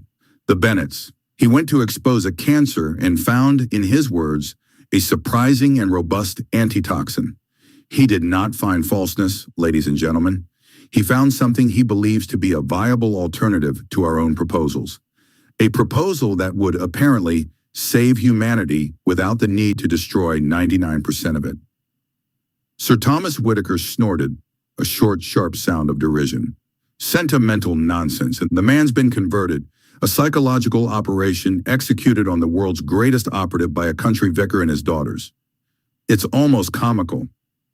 It is not comical, Sir Thomas, Crawford said, his tone leaving no room for argument. It is catastrophic. Darcy's intellect is unparalleled. If he, of all people, can be swayed by their rhetoric, then their influence is far more potent and far more dangerous than we ever projected. This is not a simple family of faithful adherents. They are the intellectual and spiritual hub of a rapidly growing network. They represent an idea, a virus of hope that is fundamentally incompatible with the harsh realities we must face. Their antitoxin would merely prolong the agony, ensuring a total, messy collapse instead of a managed, sustainable descent. They have become, in my evaluation, a clear and present danger. They must be eliminated. The word hung in the air, stark and brutal against the room's polished elegance. Dr. Raymond was the first to break the stunned silence. Her voice, though soft, was firm. Lord Crawford, with all respect, eliminated. We are a council for sustainable development, not an assassination bureau. What is the moral justification for such an extreme measure against a single family? Crawford turned his glacial gaze upon her. The oldest justification there is, Doctor, the calculus of survival. It is a brutal arithmetic, but a necessary one. Is it morally preferable to allow one family to live if their continued existence, their ideas, their faith, dooms billions to a slow, agonizing death by resource war, famine, and climactic collapse? Or is it better to remove that obstacle, thereby saving the entire species? We are surgeons excising a tumor to save the body. The tumor is not evil, it is simply a threat that must be removed. The Bennets are that tumor. He leaned forward, his palms flat on the petrified wood. Our mission, as ratified by the Global Emergency Powers Act, is to ensure the survival of humanity and the biosphere. The models are unequivocal. The current population is unsustainable. Our path is the only one that offers a future. We must reduce the global population to a sustainable level to enable the possibility of survival for the rest. The Bennett family, and the hope they peddle, threatens that entire enterprise. Therefore, they are a threat to all of humanity. The moral justification is the preservation of the species. Professor Finch cleared her throat. Lord Crawford, as a bioethicist, I must caution against this. You are invoking the tyranny of the majority in its most extreme form. You are justifying a monstrous act with a hypothetical future good. It is a slippery slope from which there may be no return. Once we accept that we can kill for our version of the greater good, we become the very dystopia we claim to be preventing. We are preventing a dystopia, Professor. Crawford's composure cracked for a fraction of a second, a flash of fervent passion in his eyes. We are ordering the chaos. We are making the hard choices others lack the courage to make. This is not a philosophical debate in a Cambridge common room. This is the edge of the abyss. Whitaker? The former strategist needed no further prompting. The operation would be simple. A targeted, high-intensity microwave burst aimed at their residents. It would induce rapid, catastrophic cerebral hemorrhaging, instantaneous, untraceable by any conventional autopsy. It would be recorded as a tragic, freak cluster of simultaneous aneurysms. A mystery for the tabloids. No evidence, no messy investigation. You see, Crawford said, spreading his hands as if the matter were now settled. Clean, efficient, necessary. It is murder, Dr. Raymond whispered, her face pale. It is triage, Crawford corrected her coldly. And it is decided, the order is given. Sir Thomas, proceed. The meeting was adjourned. The members filed out, their faces a mask of conflicted emotions. Horror, resignation, grim acceptance. Dr. Raymond looked as if she might be sick. Professor Finch's posture was one of profound defeat. Alone in the great chamber, Lord Crawford stood and walked to the window, looking out over the Thames. The lights of the city glittered, a galaxy of life he had just condemned to a managed culling. He felt no pleasure in it, only the heavy, certain weight of necessity. He was saving them from themselves. The Bennets were a spark that could ignite a fire of rebellion against the painful salvation he offered, and that spark had to be extinguished. His secure line buzzed. It was Whitaker. The asset is in position, awaiting final confirmation. Crawford watched a barge move slowly down the river, a dark shape on the dark water. He saw not a family in a quiet Hertfordshire village, not a father who prayed, or daughters who laughed and believed. He saw a statistical anomaly, a variable that threatened the equation. He took a breath, the air cool and sterile in his lungs. Confirm, he said, his voice echoing faintly in the empty marble room. Execute the order. Chapter 14. The tranquility of Longbourn on a Monday morning was a fragile thing, easily shattered by the arrival of the post. On this particular Monday, it was not a letter but a parcel that caused the commotion. It was a handsome package, wrapped in silver paper and tied with a lavender ribbon, sitting on the salver as if it belonged to royalty. "Oh, what is it? For me, I am sure," cried Lydia, snatching it up before anyone else could lay claim. Her fingers, nimble and impatient, tore at the elegant wrapping. Within lay a velvet-lined box, and nestled inside were 6 exquisite glass bottles, each filled with liquid the color of amber, rose, and twilight. "Perfumes!" Lydia exclaimed, her voice a squeal of delight. She plucked a small card from the box. "Listen, to the esteemed Bennet family, congratulations! Your household has been selected to test our new collection of exclusive fragrances, L'Esprit de la Noblesse. We eagerly await your discerning opinions. It says we must describe the scent, how long it lasts, and if it evokes any particular sensations." Mrs. Bennet clapped her hands. "Selected!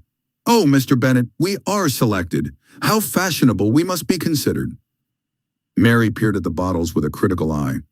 It is a singular honor to be chosen for such a consumer endeavor. Kitty already had a bottle in her hand, uncorking it to inhale. "Oh, it smells of heaven, like 1,000 flowers." But Elizabeth's brows were knit together. There was no return address, no crest, nothing but the printed card. The language was overly flattering, the selection process utterly obscure. A cold trickle of suspicion ran down her spine. "Lydia, wait!" she began, but it was too late. Lydia had chosen the most alluring bottle, a deep ruby red, and with a triumphant "ah," she pressed the atomizer and sent a cloud of rich, cloyingly sweet fragrance into the air. She closed her eyes and sprayed it liberally behind her ears and at her wrists, preening as the mist settled on her skin. "Lydia, stop this immediately!" Elizabeth's voice was sharp, a whip crack in the frivolous atmosphere. The room fell silent. Lydia pouted. "Lizzie, must you always spoil my fun? It is a gift." "A gift from whom? From where? This is no proper business. It is suspectable. Highly so." Elizabeth turned to the room's most imposing presence. "Mr. Darcy, do you not agree? This has the air of a deception." Fitzwilliam Darcy, who had been observing the scene with his customary reserved disdain, gave a curt nod. His gaze was fixed on the anonymous box. "Your sister is correct. This bears the hallmarks of a trap. Such tactics are sometimes used by rivals to discredit a merchant house, or by worse sorts to glean information from unsuspecting households. The request for particular sensations is most alarming. The contents of those bottles are unknown and should be treated as potentially hazardous." Lydia scoffed, rubbing her wrists together. "You are both so dull. It is just perfume. Can you not smell how expensive it is?"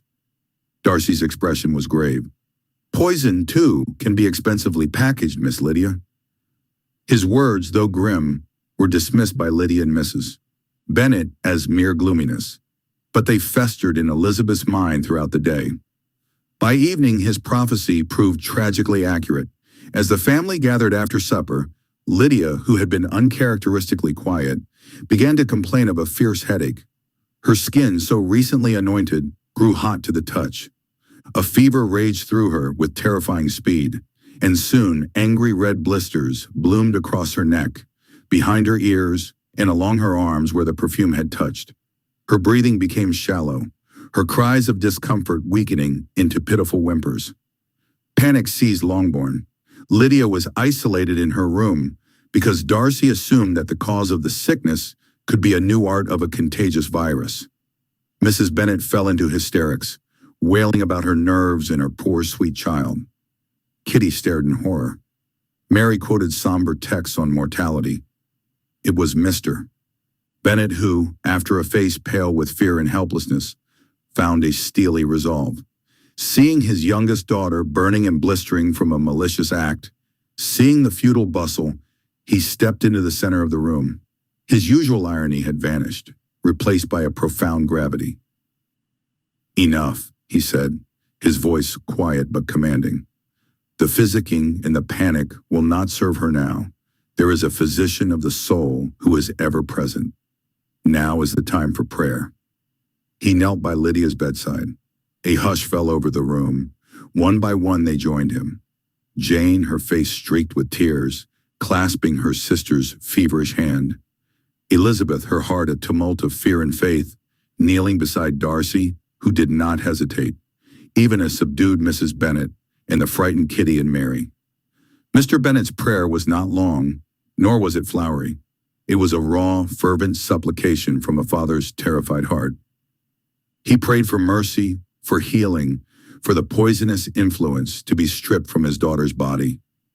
He prayed in the name of Jesus, a name that echoed through the room with ancient power, a plea not to a distant deity, but to a present Savior. They remained there for a while, their silent prayers weaving through the night air, a tangible force of hope against the shadow of the unknown sickness. In the end, they all felt a deep peace, implying that their prayer had been heard. The next morning, a weak sun streamed into the room. Elizabeth, who had dozed fitfully in a chair, awoke with a start. She rushed to Lydia's bedside, eager to learn to know the effects of their prayer. She found her sister sleeping peacefully. The terrifying fever was gone.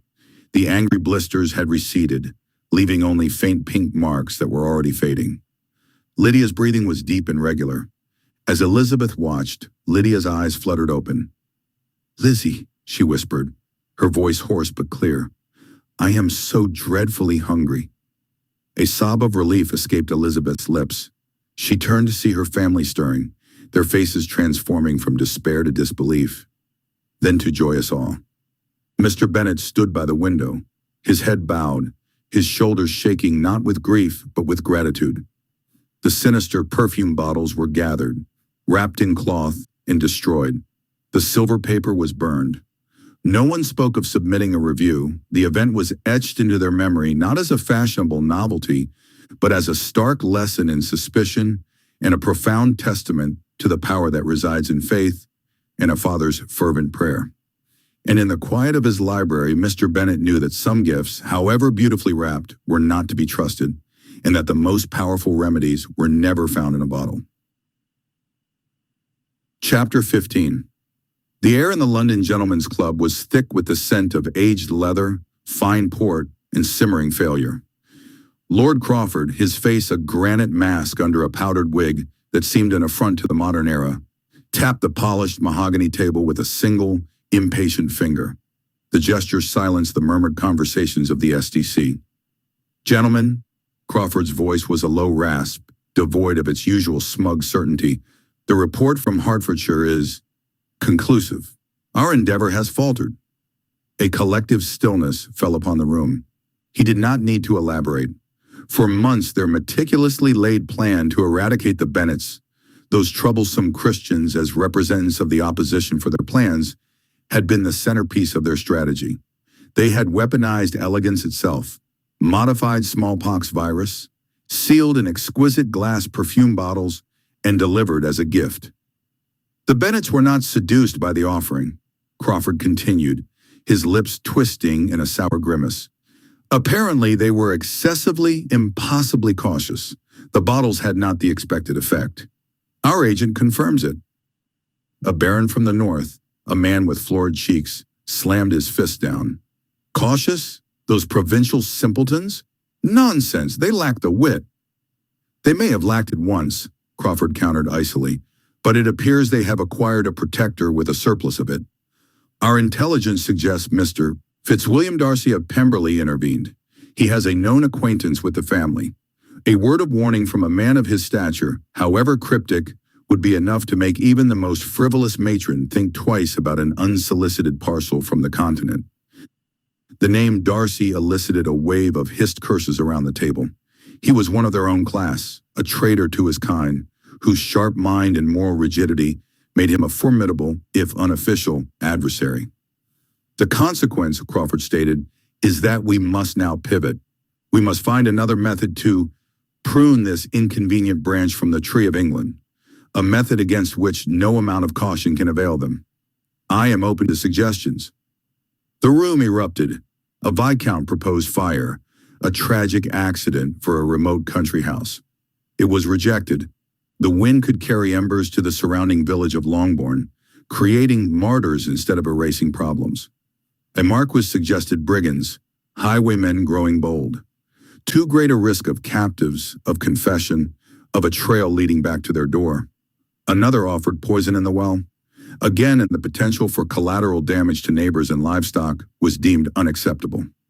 Each proposal was dissected and discarded on the twin altars of operational security and public perception. They were aristocrats. Their hands must remain spotless, their reputations untarnished by crude scandal. Frustration began to curdle the air. They were men of infinite resources and ambition, yet thwarted by a family of modest means, living in a pastoral seclusion that now seemed like a fortress.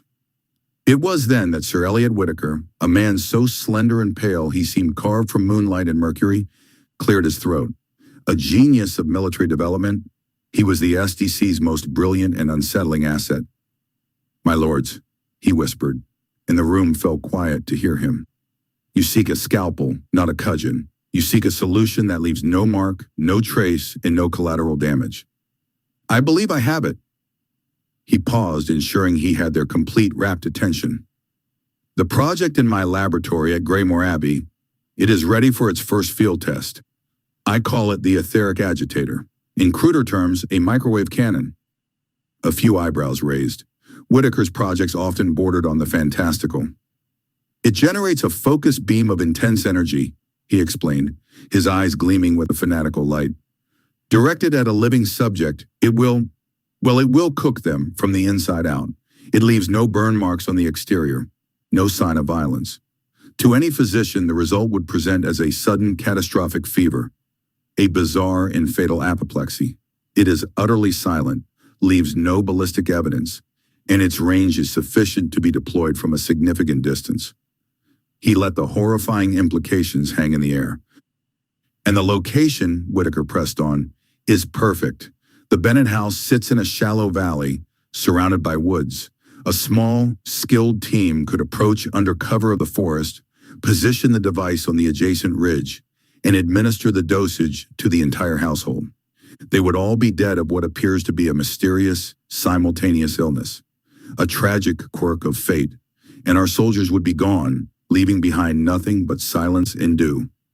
Lord Crawford's stern face underwent a subtle transformation.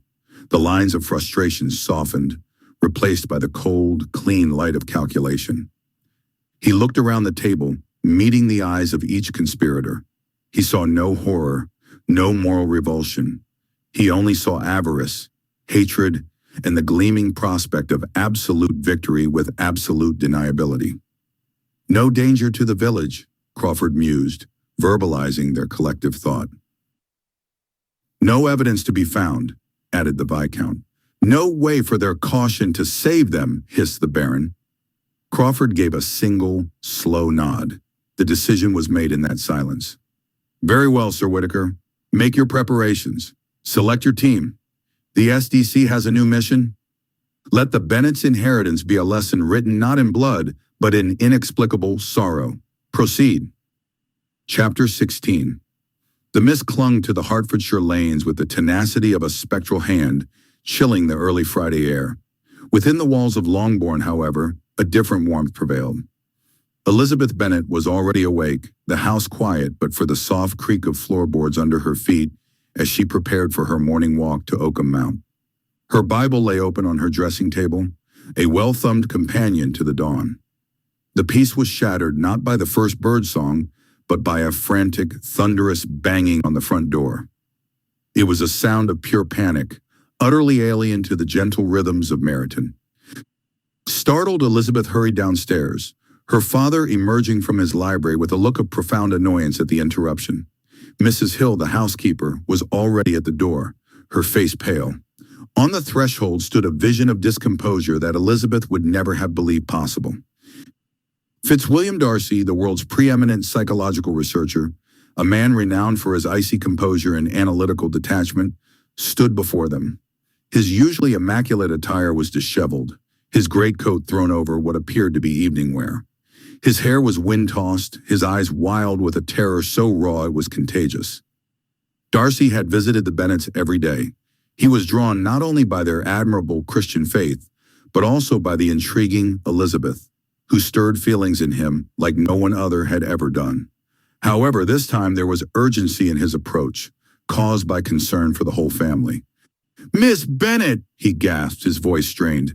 "Your father, I must speak with him, with all of you, immediately. It is a matter of the utmost urgency." Mr. Bennet approached, his irritation giving way to wary curiosity.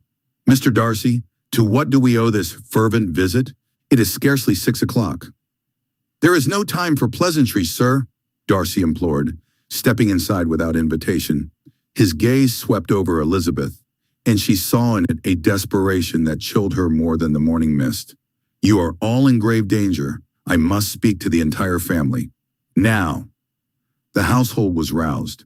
Mrs. Bennet descended in a flurry of nerves and indignation, demanding to know who had died. Mary set aside her theological texts, while Kitty and Lydia, yawning and confused, were shepherded into the drawing room. Soon the whole bewildered Bennet family was assembled, wrapped in dressing gowns in apprehension, faces illuminated by the soft glow of the lamps against the encroaching dawn. Darcy stood before the fireplace, a portrait of modern anguish in the quaint historical room. He drew a ragged breath, attempting to marshal his formidable intellect against the tide of his fear. "I have just got news from a private session of the Sustainable Development Council at Harrogate House," he began, his voice low and urgent. The agenda was the final evaluation of proposals for the Global Resource Equilibrium Protocol.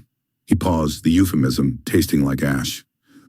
Lord Reginald Crawford, Sir Thomas Whitaker, the others. They are not merely planning resource management, they are planning a culling. He detailed the cold clinical horror of it. Their data is flawless, their logic impeccable by their own monstrous standards, Darcy said, his hands clenching into fists. And during the recess, your family's name was mentioned. Your network of home cells, your influence, your unwavering public faith. They have decided you are not merely irrelevant, Mr. Bennet. You are a danger, a symbol of the very irrational hope and resistance to necessary sacrifice that could undermine their entire project. You are to be made an example of, eliminated. A stunned silence filled the room, broken only by Mrs. Bennet's whimper. "Lizzie, what is he saying?" "He is saying, Mama," Elizabeth said, her voice remarkably steady, though her heart hammered against her ribs, "that powerful men have decided we are in their way." Darcy nodded, his eyes locking with hers. "You must flee, now, this morning. Take nothing. I have a van. I can secure a safe house in Scotland. They have resources you cannot imagine, but I can perhaps hide you for a time." All eyes turned to Mr. Bennet. The patriarch of the family, a man of quiet strength and deep, abiding conviction, had listened in silence, his expression unreadable. He now straightened his spectacles and looked at Darcy not with fear, but with a profound, unnerving calm. "Mr. Darcy," he said, his voice soft yet filling the room, "we thank you, sincerely. Your coming here, at great risk to yourself, is an act of profound courage and decency. It reveals a heart we always believed was there, beneath the data and the diagrams." He stood up and walked to the window, looking out at the lightening sky. "But we will not flee." Darcy stared, incredulous. "Sir, you cannot be serious. This is not a debate. This is not a theory. These men will send people. They will not knock politely." "I do not doubt it," Mr. Bennet replied, turning back to him. "But you speak of their plans, their power, their resources. You have given me their threat assessment. Now let me give you ours." He gestured around the room at his family. "Our God is greater than any evil plans conceived in drawing rooms by frightened men playing at being gods. Their authority is temporal. His is eternal. If their plans succeed in ending our lives, then we have no fear, for to be absent from the body is to be present with the Lord. We will not give them our lives. If they take them, they will be taken from us, and we will have lost nothing that was not already promised back to our Creator." The simplicity of his faith was a bulwark against Darcy's sophisticated terror. The researcher's mind, trained to dissect motivation and predict behavior, scrambled for a foothold. He had come expecting panic, denial, or frantic action. He had not prepared for this serene defiance. He had spent weeks studying this family, seeking the flaws in their faith, the psychological crutches, the hidden weaknesses. He had found none. Instead, he had found a proposal for saving humanity that did not require destroying 99% of it. A proposal built on repentance, stewardship, compassion, righteousness, and blessing. A proposal the SDC had laughed at. Now he was witnessing the source of that proposal in its ultimate test, and it would not break. "You would die for this?" Darcy whispered, his voice cracking. "We live for it, Mr. Darcy," Elizabeth said, joining her father. "That is the point.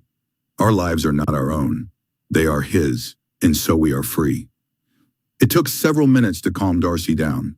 The raw data of imminent threat clashed violently with the immovable object of their faith. His shoulders, which had been tense with the burden of his warning, slowly began to slump, not in defeat, but in bewildered acceptance.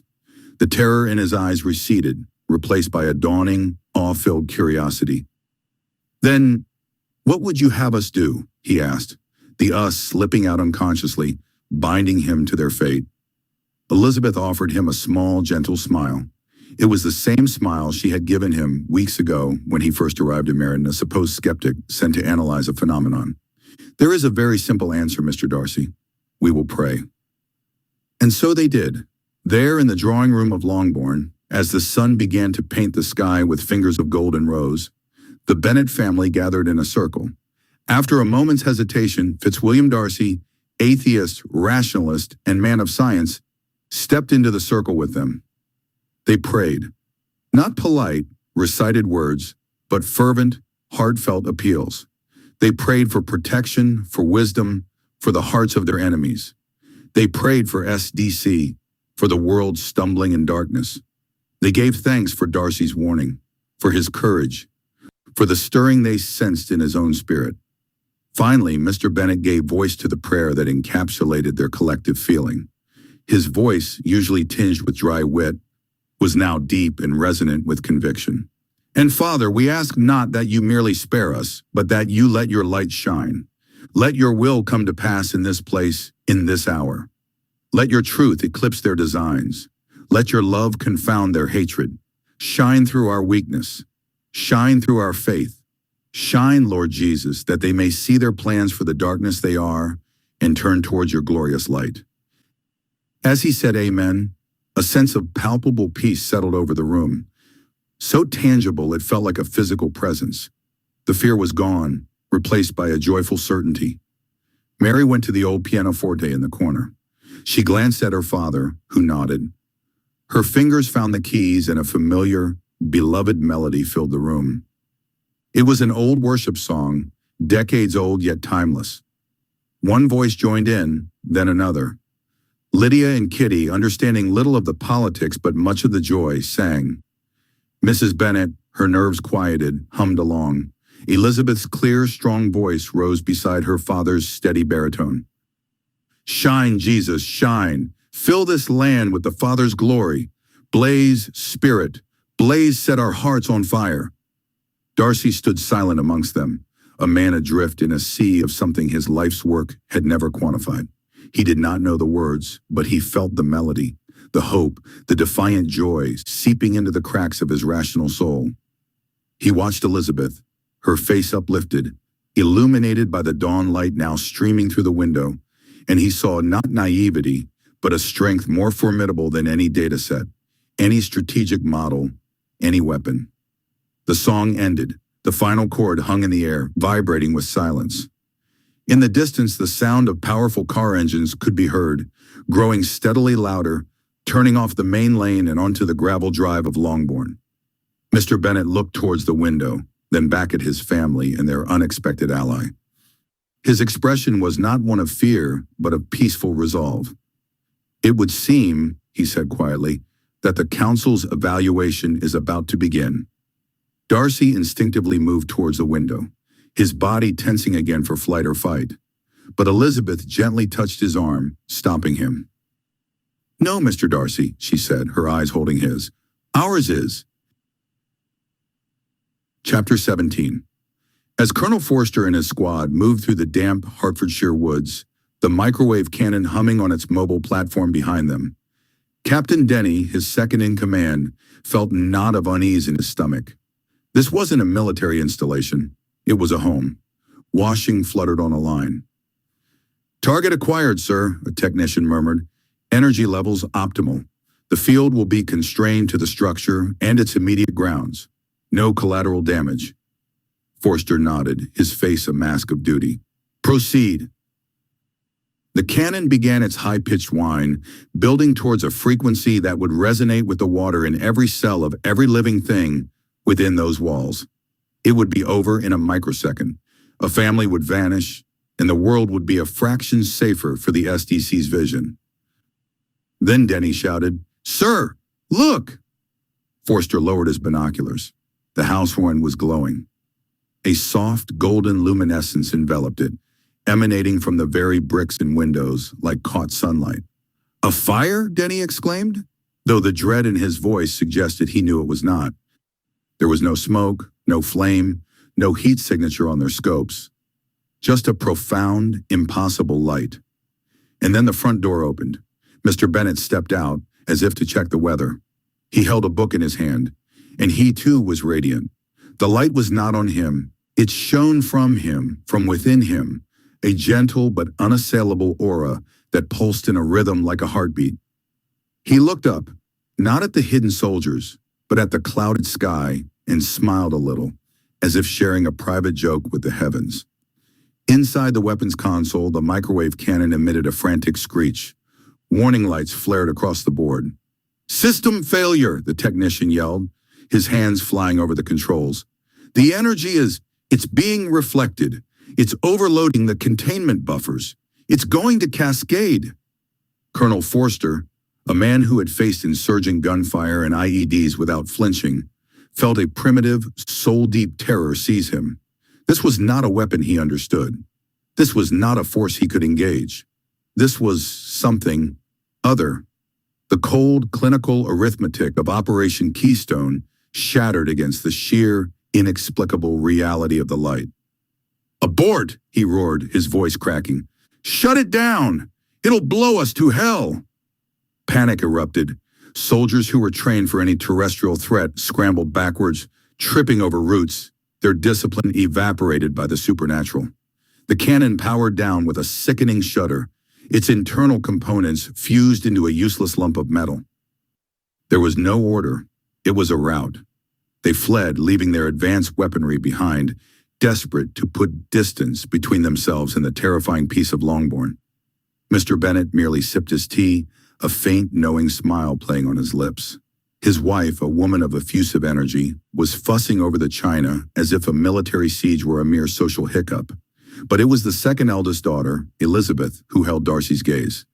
Her eyes, sharp with an intelligence he recognized, and a faith he did not, seemed to see straight through the fortress of his intellect. "Colonel Forster's men," Darcy began, his voice tighter than he intended. "They withdrew without fulfilling their assignment. I demand to know what communication you received. What threat did you leverage?" Elizabeth set down her cup. "We leveraged nothing, Mr. Darcy, and we received no communication, at least not on any frequency your instruments could detect." "Then explain their behavior.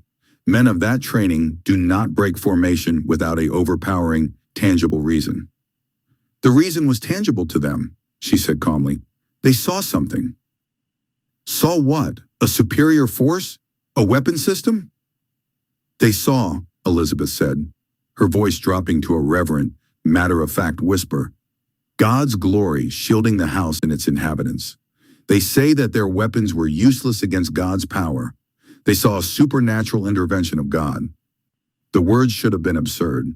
They should have been the final proof of the delusion he was there to expose. Instead, they landed in the silent room with the weight of immutable fact. Darcy's mind, a machine built for deconstructing human motivation, scanned for lies, for hysteria, for any form of trickery. He found none. He saw only a profound, unshakable certainty in Elizabeth's face. This was not the blind faith of the ignorant. It was the settled knowledge of someone who knew the architect of the universe personally. His own proposal to the council, a monstrous masterpiece of behavioral psychology and systemic engineering designed to gently cull 99% of humanity, suddenly felt like the work of a clumsy, arrogant child. He had come to find flaws in their faith and had instead heard from this family a proposal that would save humanity without needing to destroy it. Their answer wasn't in a spreadsheet, it was in a scripture. Their solution wasn't depopulation, but a transformation of the human heart. The arrogance of the council, of his work, crumbled within him. He, Lord Crawford, Dr. Raymond with her devastating climate models, Sir Whittaker with his ruthless strategic efficiency, Professor Finch with her chillingly amoral justifications. They were all playing God with clay they did not understand, blind to the true nature of the artist. "You believe that," Darcy stated, his voice hollow. "I know it," Elizabeth replied. "Not because I am special, mister Darcy, but because he is faithful. Our assignment isn't to eliminate threats, but to proclaim the truth that sets men free. Even men like Colonel Forster. Even men like you." The words pierced him, not as an accusation, but as an invitation. He looked away, his composure shattered. He, Fitzwilliam Darcy, who had advised presidents and shaped global policy, was utterly overwhelmed by a country girl with dark eyes and a fearless faith. Chapter 18. Hours later, in the quiet of his room at the Meriden Inn, the feeling had not subsided. It had grown. The hum of the drawing room was replaced by the deafening roar of his own thoughts. He paced the floor, the plush carpet doing little to muffle the tumult within. He saw Aisha Rahman's face, her sorrowful eyes as she presented the incontrovertible data of a dying planet. He heard Sir Thomas's grim logic. A surgical strike now saves the species later. He recalled Professor Finch's philosophical shrug, deeming their plan a necessary bioethical correction. And over it all, he saw Lord Crawford's patrician nod, the gavel of judgment poised to fall on billions of lives. Then he saw Elizabeth Bennet. He saw the peace in her countenance, a peace that defied logic, that defied armed soldiers, that defied apocalypse. It was a peace that addressed the root of the problem, the human soul, while he and the council had been obsessed only with pruning the branches. His life's work, his towering intellect, his celebrated rationality, it all seemed like filthy rags in that moment. It was knowledge that puffed up, but this faith was a knowledge that built up. It saved, it protected, it loved. With a shuddering breath, the great Fitzwilliam Darcy sank to his knees beside the austere inn bed. The posture felt alien, yet profoundly right. He, the master of the human mind, confronted the limits of his own understanding and found them wanting. He bowed his head. The words did not come easily to a man who dealt in peer-reviewed journals and complex algorithms. They were simple, raw, and torn from the deepest part of his being. "God," he whispered, the words strange on his lips. "I have been a fool. I have sought answers in data and ignored the answer right before me. I have trusted in my own understanding and been led to the brink of monstrosity." He thought of Elizabeth's words, a personal relationship, a lord, not a concept, but a person. "Jesus," he said, the name feeling like a key turning in a long-locked door. "I do not understand it all, but I see the truth in them, the Bennets, Elizabeth. I see a peace and a power that I cannot explain away. I want that. I want to belong to you. I invite you to be the Lord of my life. Forgive me. Take this mind, and use it for your purposes, not mine." He expected a flash of light, a voice, a sign. There was none. Instead, something far more profound happened. A wave of warmth, entirely supernatural, washed over him, starting from the crown of his head and flooding through his entire body. It was a peace so deep, so absolute, that it felt like coming home after a lifetime in exile. It was a joy so pure it was beyond happiness. It was a settled, triumphant certainty that all was well and would be well. The weight of the world, the burden of the council's horrific solution, the arrogance of his own intellect. It all lifted. He was light. He was free. He remained on his knees for a long time. Tears he did not bother to check tracing paths down his cheeks, not of sorrow, but of overwhelming, glorious relief. The world's problems had not changed. Aisha's data was still correct. The planet was still in crisis. But the man who was to address it had been fundamentally, irrevocably altered. Fitzwilliam Darcy rose to his feet not as the council's strategist, but as a new man. He had a new loyalty, a new lord, and a new impossible mission: to take the truth he had found in a Hertfordshire drawing room and bring it to the heart of London's power. The evaluation of proposals was about to begin, and Darcy now knew which one he would support. It was the only one that offered not just a future for humanity, but a soul. Chapter 19. The rain fell on London in greasy gray sheets, a fitting shroud for the city that housed the heart of the world's despair. In a penthouse office atop a spire of steel and glass, that despair curdled into pure, unadulterated rage. Failed? The word was not a question, but a weapon, hurled across the expanse of polished ebony. Lord Reginald Crawford, Earl of Harrogate and chairman of the Sustainable Development Council, stood rigid, his knuckles white as they pressed against the cold surface of his desk. How, in the name of all that is rational, does a mission to eliminate one rural family fail? On the other side, Colonel Foster stood at a painful approximation of attention. The starch had gone out of his uniform, replaced by a tremor he could not suppress. His face, usually a mask of military stoicism, was pale, the skin around his eyes tight with a terror that was not yet receding.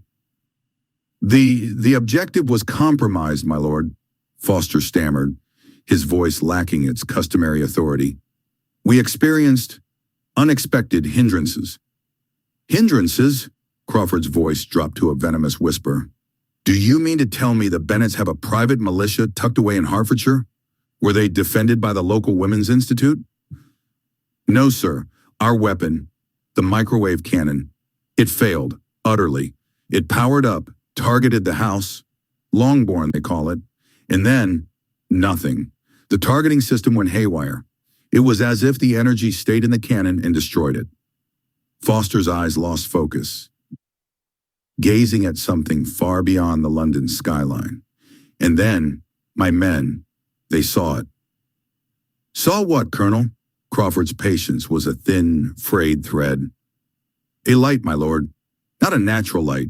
It was golden, palpable. It seemed to emanate from the very ground around the property, rising like a dome. It had no source, and yet it was everywhere.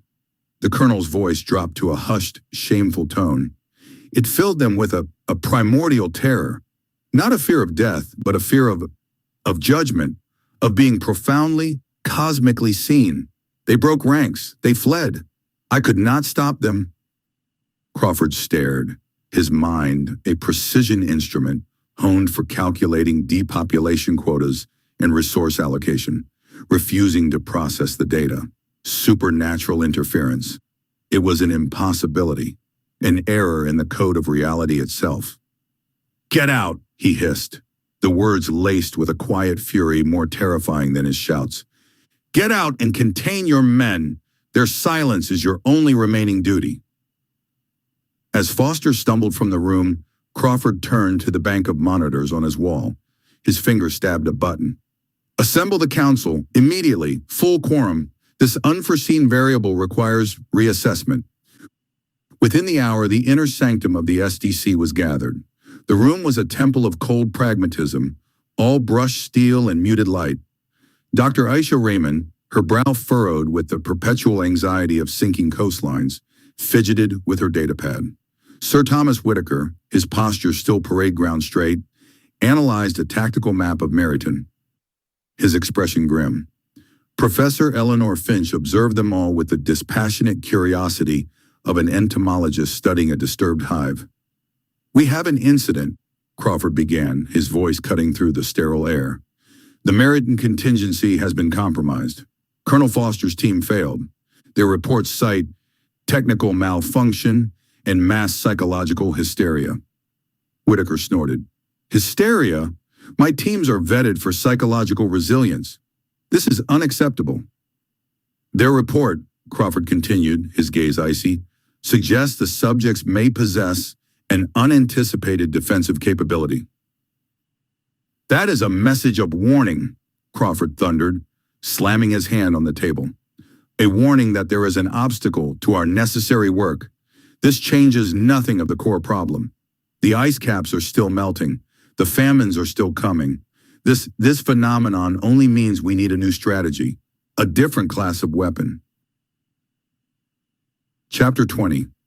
The drawing room at Longbourn was a place of worn velvet and well-polished wood, a testament to generations of family life. Tonight, however, it thrummed with a more potent energy than mere domesticity. The air was heavy with the lingering scent of beeswax in the charged stillness that follows a miracle. Seated amongst the Bennets, his frame too large and his London-tailored coat too fine for the quaint armchair, was Fitzwilliam Darcy, the world's preeminent psychological researcher. He was a man adrift in a sea of faith, his charts and models useless, his analytical mind struggling to parse the divine. Mr. Bennet, usually a man of dry wit and quiet observation, stood before the hearth, his face illuminated by a ferocious sincerity.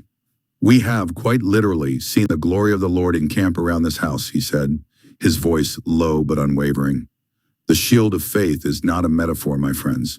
It is a reality that confounds the wisdom of the wise." Colonel Forster and his men, with their dreadful machine, were stopped not by force of arms, but by a force of heaven. A murmur of awe rustled through the room. Mrs. Bennet, for once silenced not by nerves but by reverence, clutched a handkerchief to her lips. Her daughters, Jane's serene faith, Elizabeth's fiery conviction, Mary's studious devotion, Kitty and Lydia's startled belief, all were fixed on their father. "Do not mistake this respite for a conclusion," Mr. Bennet continued, his gaze sweeping over his family and resting for a moment on Darcy. "The Sustainable Development Council will not be stopped by a single mysterious event. Lord Crawford will simply log it as an anomaly, a technical failure to be investigated and overcome. Their fear of a dying planet has blinded them to the value of a single soul. Their resolve will only harden." Darcy shifted in his seat. He had sat in that council chamber just days before, a respected advisor, listening to the cold, logical horror of their plans. He remembered Lord Reginald Crawford, Earl of Harrogate, whose aristocratic features were a mask for a terrifyingly utilitarian mind. He recalled Dr. Aisha Rahman, her arguments for population reduction etched with the desperate pain of a nation already drowning. Sir Thomas Whittaker had laid out the implementation strategies with the chilling precision of a battlefield campaign. Professor Eleanor Finch had given the ghastly calculus a veneer of ethical necessity. Darcy had been there to dissect the psychology of resistance, to profile those who would cling to an unsustainable existence. He had come to Meryton to find the Bennets' weakness. Instead, he had found their terrifying, magnificent strength. "Our strategy," Mr. Bennet declared, "is not one of politics or protest. It is one of prayer. We have witnessed God's intervention for our benefit. Now we must petition for the benefit of all. We must pray not merely for our own protection, but for the dissolution of the SDC itself, for the scales to fall from their eyes, for a revelation that shows them a path of life, not death." He opened a well-used Bible, its pages soft with age. "The Lord showed me two passages. The first is from Numbers. 'Rise up, Lord, and let thine enemies be scattered, and let them that hate thee flee before thee.'" He let the ancient militant words hang in the air. "We pray for the scattering of this council of despair." He turned the pages. And the second, from the second book of Chronicles.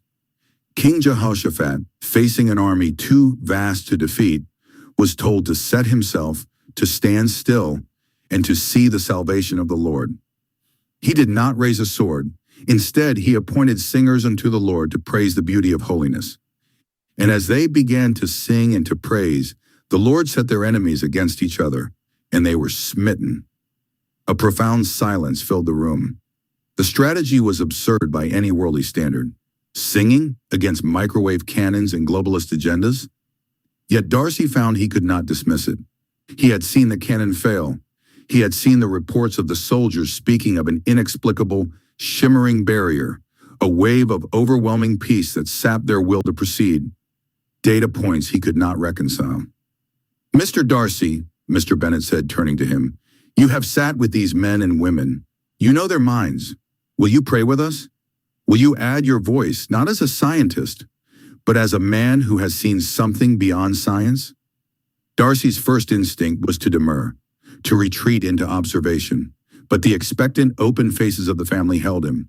He thought of Crawford's cold eyes, of Whitaker's strategic ruthlessness. He thought of the nameless millions they had so calmly consigned to oblivion, and he thought of the unaccountable light around Longbourn. "I will," he said, the words feeling both alien and right. They knelt on the Persian rug, this unlikely assembly. The country clergyman and his family, and the world-renowned intellectual. Mr. Bennet began to pray, his words not flowery or complex, but direct, a conversation with a sovereign king. He prayed for the scattering of confusion and wickedness. He prayed for the council members by name, for Crawford, for Rahman, for Whitaker, for Finch, that God would encounter them, shake them, and reveal himself. One by one, the others joined. Jane prayed for compassion to break through. Mary quoted scripture with quiet authority. Elizabeth's prayer was a passionate plea for justice and mercy. Darcy, initially silent, found a strange ache in his chest. It was the ache of a long, unused muscle. He had spent his life deconstructing human motivation, but he had never truly appealed to a higher one. Tentatively, haltingly, he began to speak. I pray for wisdom," he said, his voice rough. "Not my own, which has proven insufficient, but a wisdom from above." As the prayers rose, the atmosphere in the room began to change. The initial fervor settled into a profound, potent peace. Someone began to sing a simple hymn of praise. Others joined, their voices weaving together in harmony. They were not singing against the SDC, they were singing to God. They were, as the ancient king had done, praising the beauty of holiness in the face of an overwhelming enemy. Darcy did not sing, but he listened. He watched the faces of the Bennets, transformed in worship, free from fear, radiant with a hope that defied all logic. He saw no weakness here, no falseness. He saw a power that could not be measured in a lab, a resilience that no psychological profile could predict. This was not a system to be dismantled. It was a truth to be embraced. And as the song filled the old drawing room, Fitzwilliam Darcy, the man of science, felt the last of his skepticism fall away, scattered by the sound of faith. He finally understood. Their weapon was not a prayer of desperation, but a proclamation of victory. And for the first time, he believed they had already won. Chapter 21. Meanwhile, in a sleek, temperature-controlled conference room in London, the atmosphere was one of chilled frustration. The Sustainable Development Council was in emergency session. "The weapons simply malfunction," Sir Thomas Whitaker stated, his jaw tight. "A harmonic resonance we failed to account for in the rural electromagnetic field. We will recalibrate." Lord Crawford drummed his fingers on the glass table. A malfunction that every member of the squad described in near-identical, nonsensical terms? A shimmering barrier? A wave of peace? This is not a technical problem, Whitaker. This is a psychological one. Mass hysteria. "Perhaps Mr. Darcy's expertise is needed more than ever," Professor Finch suggested. "He was to be our expert on their psychology. His withdrawal is inconvenient." Dr. Rahman looked pale. "Or perhaps we are dismissing something we do not understand. In my culture, there are forces." "We are a council of science and reason, Doctor," Crawford interrupted, his voice like ice. "We do not traffic in superstition. The Bennet family represents a regression, a stubborn refusal to accept the necessary reality. Their influence, their so-called faith, is a virus that could infect the fragile consensus we are building. They must be isolated. Then they must be neutralized." He looked at each of them in turn, his gaze uncompromising. "Darcy has chosen his side. He is now part of the problem. The Bennets have had their miracle. We will ensure they do not get another. The project will proceed." But as he spoke, the words of an ancient prayer, spoken in a Hertfordshire drawing room, were already echoing in the heavenlies, asking for a very different outcome. And miles away, a song of praise continued, a spiritual ambush being set against the enemies of life. The reports are unequivocal, he stated, his voice a low growl. Colonel Forster's unit approached Longbourn with the L7 non-lethal deterrent. Operational parameters were optimal. The weapon powered up, targeted the residents, and then nothing. A complete system failure, localized to the target zone. The men reported sensations, a profound peace, a warmth. One corporal, a 20-year veteran of the SAS, began weeping about the glory of God. Weeping. A sharp, derisive snort came from Sir Thomas Whitaker. The former military strategist leaned forward, his frame still rigid with parade ground discipline. Mass hysteria, Reginald, coupled with a technical glitch we don't yet understand. To attribute this to divine intervention is not just unscientific, it is a capitulation. It is precisely the kind of primitive thinking the Bennet family and their ilk propagate, the very thinking that impedes rational, necessary action for the planet's survival. And what is necessary action, Sir Thomas? The voice was calm, crystalline, cutting through the tension. Professor Eleanor Finch, the Cambridge bioethicist, did not raise her voice. She never needed to. Exterminating a family for their faith? We are here to discuss sustainable development, not to become the Gestapo of the new millennium. Crawford's eyes narrowed. We are here to ensure a future, Eleanor. A future the current population trajectory renders impossible. The Bennets are not just a family. They are a symbol, a nexus. Their particular brand of faith, this personal relationship with God, these home cells, is viral. It encourages large families. It rejects the Malthusian realities we face, and it spreads faster than any ideology we've seen in centuries. They are the antithesis of control, of order. They must be made an example of. Precisely. Crawford slammed a hand on the table, making the water glasses tremble. Eliminate the head and the body withers. This setback is insignificant. We recalibrate. We use a different method, not a non-lethal deterrent, but a definitive strike. And we expand the target list. The Bennets are merely the most visible node. We must identify and eliminate all key promoters of this Christian resilience. Professor Finch's smile was thin and devoid of humor. Lord Crawford, have you ever opened a history book? Or did you skip directly to the chapters on eugenics and orbital bombardment?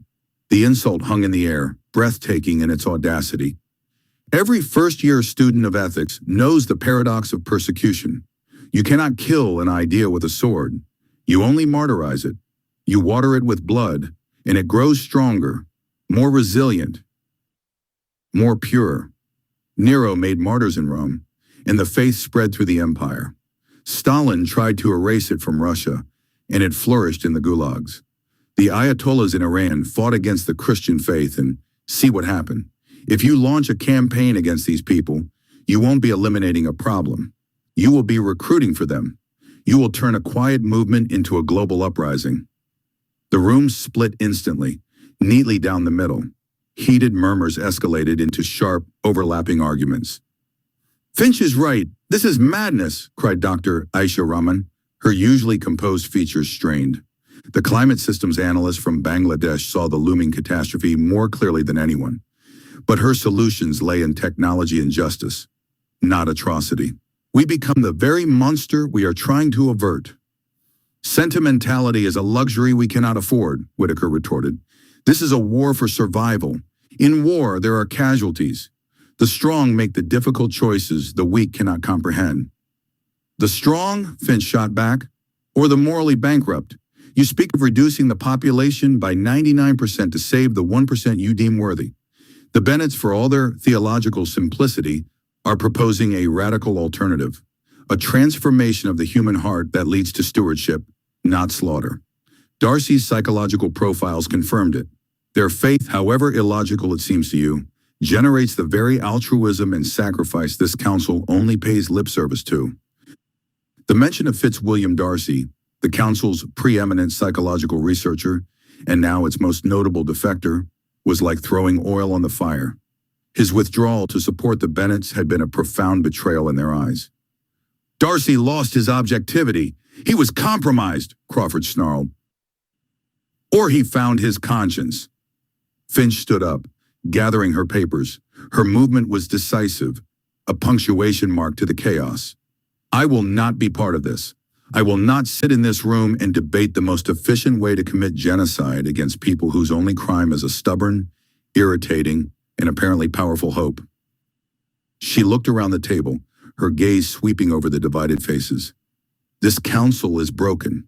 You are so terrified of the future, you are willing to become the worst of the past to avoid it. Effective immediately, I resign my position. I suggest any of you with a shred of ethical integrity left do the same. With that, she turned and walked out. For a moment, there was stunned silence. Then Dr. Rahman stood. I cannot stay either. 2 others followed, then 3 more. They left without another word, their departures a silent, damning indictment of those who remained. The door clicked shut, leaving the room half empty and choked with hostility. The remaining members, now a hardliner rump, tried to regroup. Good riddance to the faint-hearted, Whitaker muttered. Now we can speak freely. I propose we... But the fracture was too deep. The departure of Finch's faction had not created unity. It had removed all opposition, allowing the lingering disagreements among the hardliners to surface with vicious force. Arguments erupted over methodology, over target prioritization, over the allocation of resources. Crawford tried to wield his gavel to bring order, but his authority had evaporated the moment Finch had so publicly dismantled it. He was no longer a chairman guiding a council. He was a ringmaster failing to control a cage of snarling animals. The discussion degenerated into a cacophony of competing egos and paranoias. Each man had his own pet theory, his own preferred weapon, his own list of enemies. The shared purpose had atomized into individual ambition and fear. Lord Reginald Crawford, Earl of Harrogate, finally sank into his chair, a profound weariness etched onto his face. He looked at the shouting, red-faced men around him, at the empty seats, at the grand plan for saving the world lying in ashes on the expensive carpet. The mighty SDC, the unseen hand meant to guide humanity through its darkest hour, had been defeated not by soldiers or weapons, but by an idea, and by its own monstrous reflection. He raised a hand. The gesture was so limp, so drained of its former power, that it took a full minute for the shouting to subside. Enough, he said, his voice hollow. This meeting is terminated. There is nothing more to discuss. He did not look at any of them as he stood and walked out, leaving the remnants of his council to their quarrels. The schism was complete. The path forward was not towards a solution, but into a deeper, more profound darkness. Chapter 22. The afternoon sun, pale and wintry, streamed through the tall windows of Longbourn's drawing room, catching motes of dust that danced like gold flecks in the air. It was a scene of quiet domesticity. Mrs. Bennet fussing over the tea service, Mary meticulously embroidering a scriptural verse on a sampler, and Mr. Bennet observing it all from his favorite armchair with a book open, though unread, on his lap.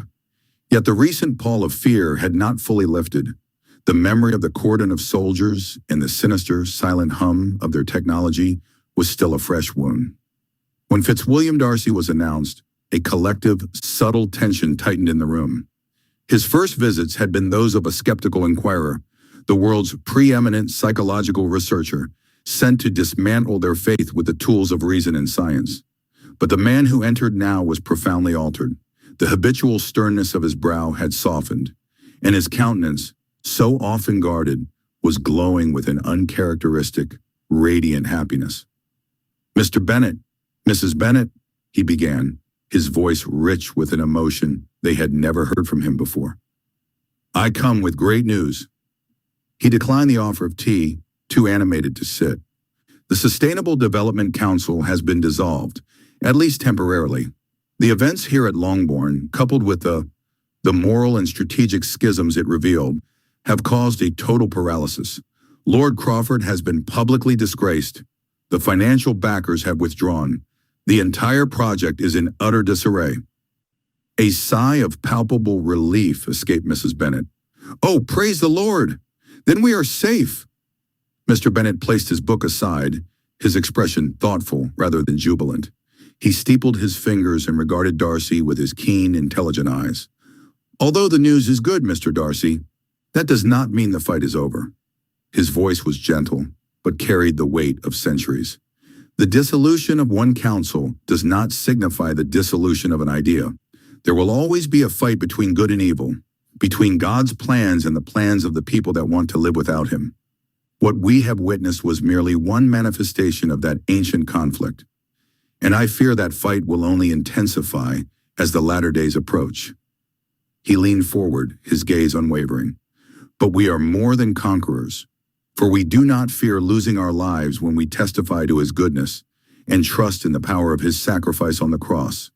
As it is written, they triumphed over him by the blood of the Lamb and by the word of their testimony. They did not love their lives so much as to shrink from death." Darcy nodded, the words from Revelation 12:11 settling on him not as a theological abstraction, but as a lived reality. He had seen it. He had sawn Colonel Forster and his men as their advanced microwave cannon, designed to silently neutralize the household, had power drained into nothingness against an invisible shield. He had watched hardened soldiers falter and stumble back, not from a counterattack, but from an overwhelming, palpable sense of awe and dread. A glory that was not of this world. It was the moment his analytical mind had finally surrendered, the moment his data-driven heart had broken open to faith. "You are right, sir," Darcy conceded. "The ideology remains. Men like Whitaker will merely seek new strategies, and minds like Professor Finch will find new ethical frameworks to justify the unjustifiable. Dr. Raymond's despair, though born of genuine tragedy, may yet be weaponized by others." He paused, and the light in his eyes shifted from the fervor of victory to something softer, more profound. "But for now, surely this is a time for more pleasant things than such dangers." He drew a steadying breath, his composure slipping for a moment to reveal a vulnerability that was entirely new. He turned his gaze to Elizabeth, who had been sitting quietly, her intelligent eyes missing nothing. In her, he had found not the weakness he was sent to discover, but a formidable strength he had never known was possible. "With your permission," Darcy said, addressing her parents but looking only at her, "I wish to formally court your daughter, Elizabeth." The room fell completely silent. Mrs. Bennet's teacup hovered midway to her mouth. Mary's needle stilled. "I came to Longbourn to study a phenomenon," he continued, his voice dropping, imbued with a reverence usually reserved for his research. "I thought I would find delusion or fanaticism. Instead, I found a truth that dismantled my own worldview. And in your daughter, I found its most compelling expression. I admire her intelligence and wit, which challenge and sharpen my own. I have witnessed her kindness, which extends even to those who persecute her. But most of all, it is her unwavering faith that has utterly undone me. It is a faith that does not hide from reality, but confronts the darkest parts of it with a hope that is indomitable. It is this faith I now share, and it is this woman I have come to love." Tears welled in Mrs. Bennet's eyes, but it was Mr. Bennet who spoke first, a slow, genuine smile spreading across his face. "Mr. Darcy," he said, his voice thick with emotion, "we have been observing you as closely as you have been observing us. We saw a proud and brilliant man, confident in the power of his own intellect. And then we saw that man humbled. We saw him begin to ask questions not to trap, but to understand. We saw the same faith you describe in Lizzie take root in your own heart. It has been the greatest privilege to witness that growth." He stood and extended his hand. "You have our permission and our blessing." It was then that the happiness of Elizabeth Bennet became gloriously visible. A radiant smile broke across her face, one that reached her eyes and seemed to light the very room. It was not the smile of a girl receiving a flattering proposal, but of a woman seeing the man she had prayed for, a soul she had watched being won not by her, but by the truth she served. She rose and moved to stand beside her father, her hand gently resting on his arm. "Mr. Darcy," she said, her voice steady and clear, "when you first came here, I thought you the most arrogant man I had ever met." A faint, self-deprecating smile touched his lips. "I was. But I also saw a man who sought truth above all else," she continued, "even when it cost him his prestige, his associates, and the certainty of his life's work. To see that pursuit lead you here, to this." She looked around at her family, at the sunlit room that had so recently been under threat, and then back at him, her eyes shining. "It is an answer to prayer I scarcely dared to hope for. Yes, you may court me." Outside, the winter light began to fade, casting long blue shadows across the Hertfordshire countryside. But inside Longbourn, a new, warmer light kindled, the light of a shared future, forged in the fires of trial and tempered by a faith that had proven stronger than the world's most sophisticated weapons and most arrogant plans. The battle was far from over. Men like Lord Crawford would retreat, regroup, and return under a new banner. The philosophical war for the soul of humanity would rage on. But in that moment, in the simple, joyful agreement between a gentleman and a lady, witnessed by her family, a different kind of victory was won. It was a quiet conquest of love over cynicism, of hope over despair, and a testament to the fact that the most powerful force in any world was not a weapon, but a surrendered heart.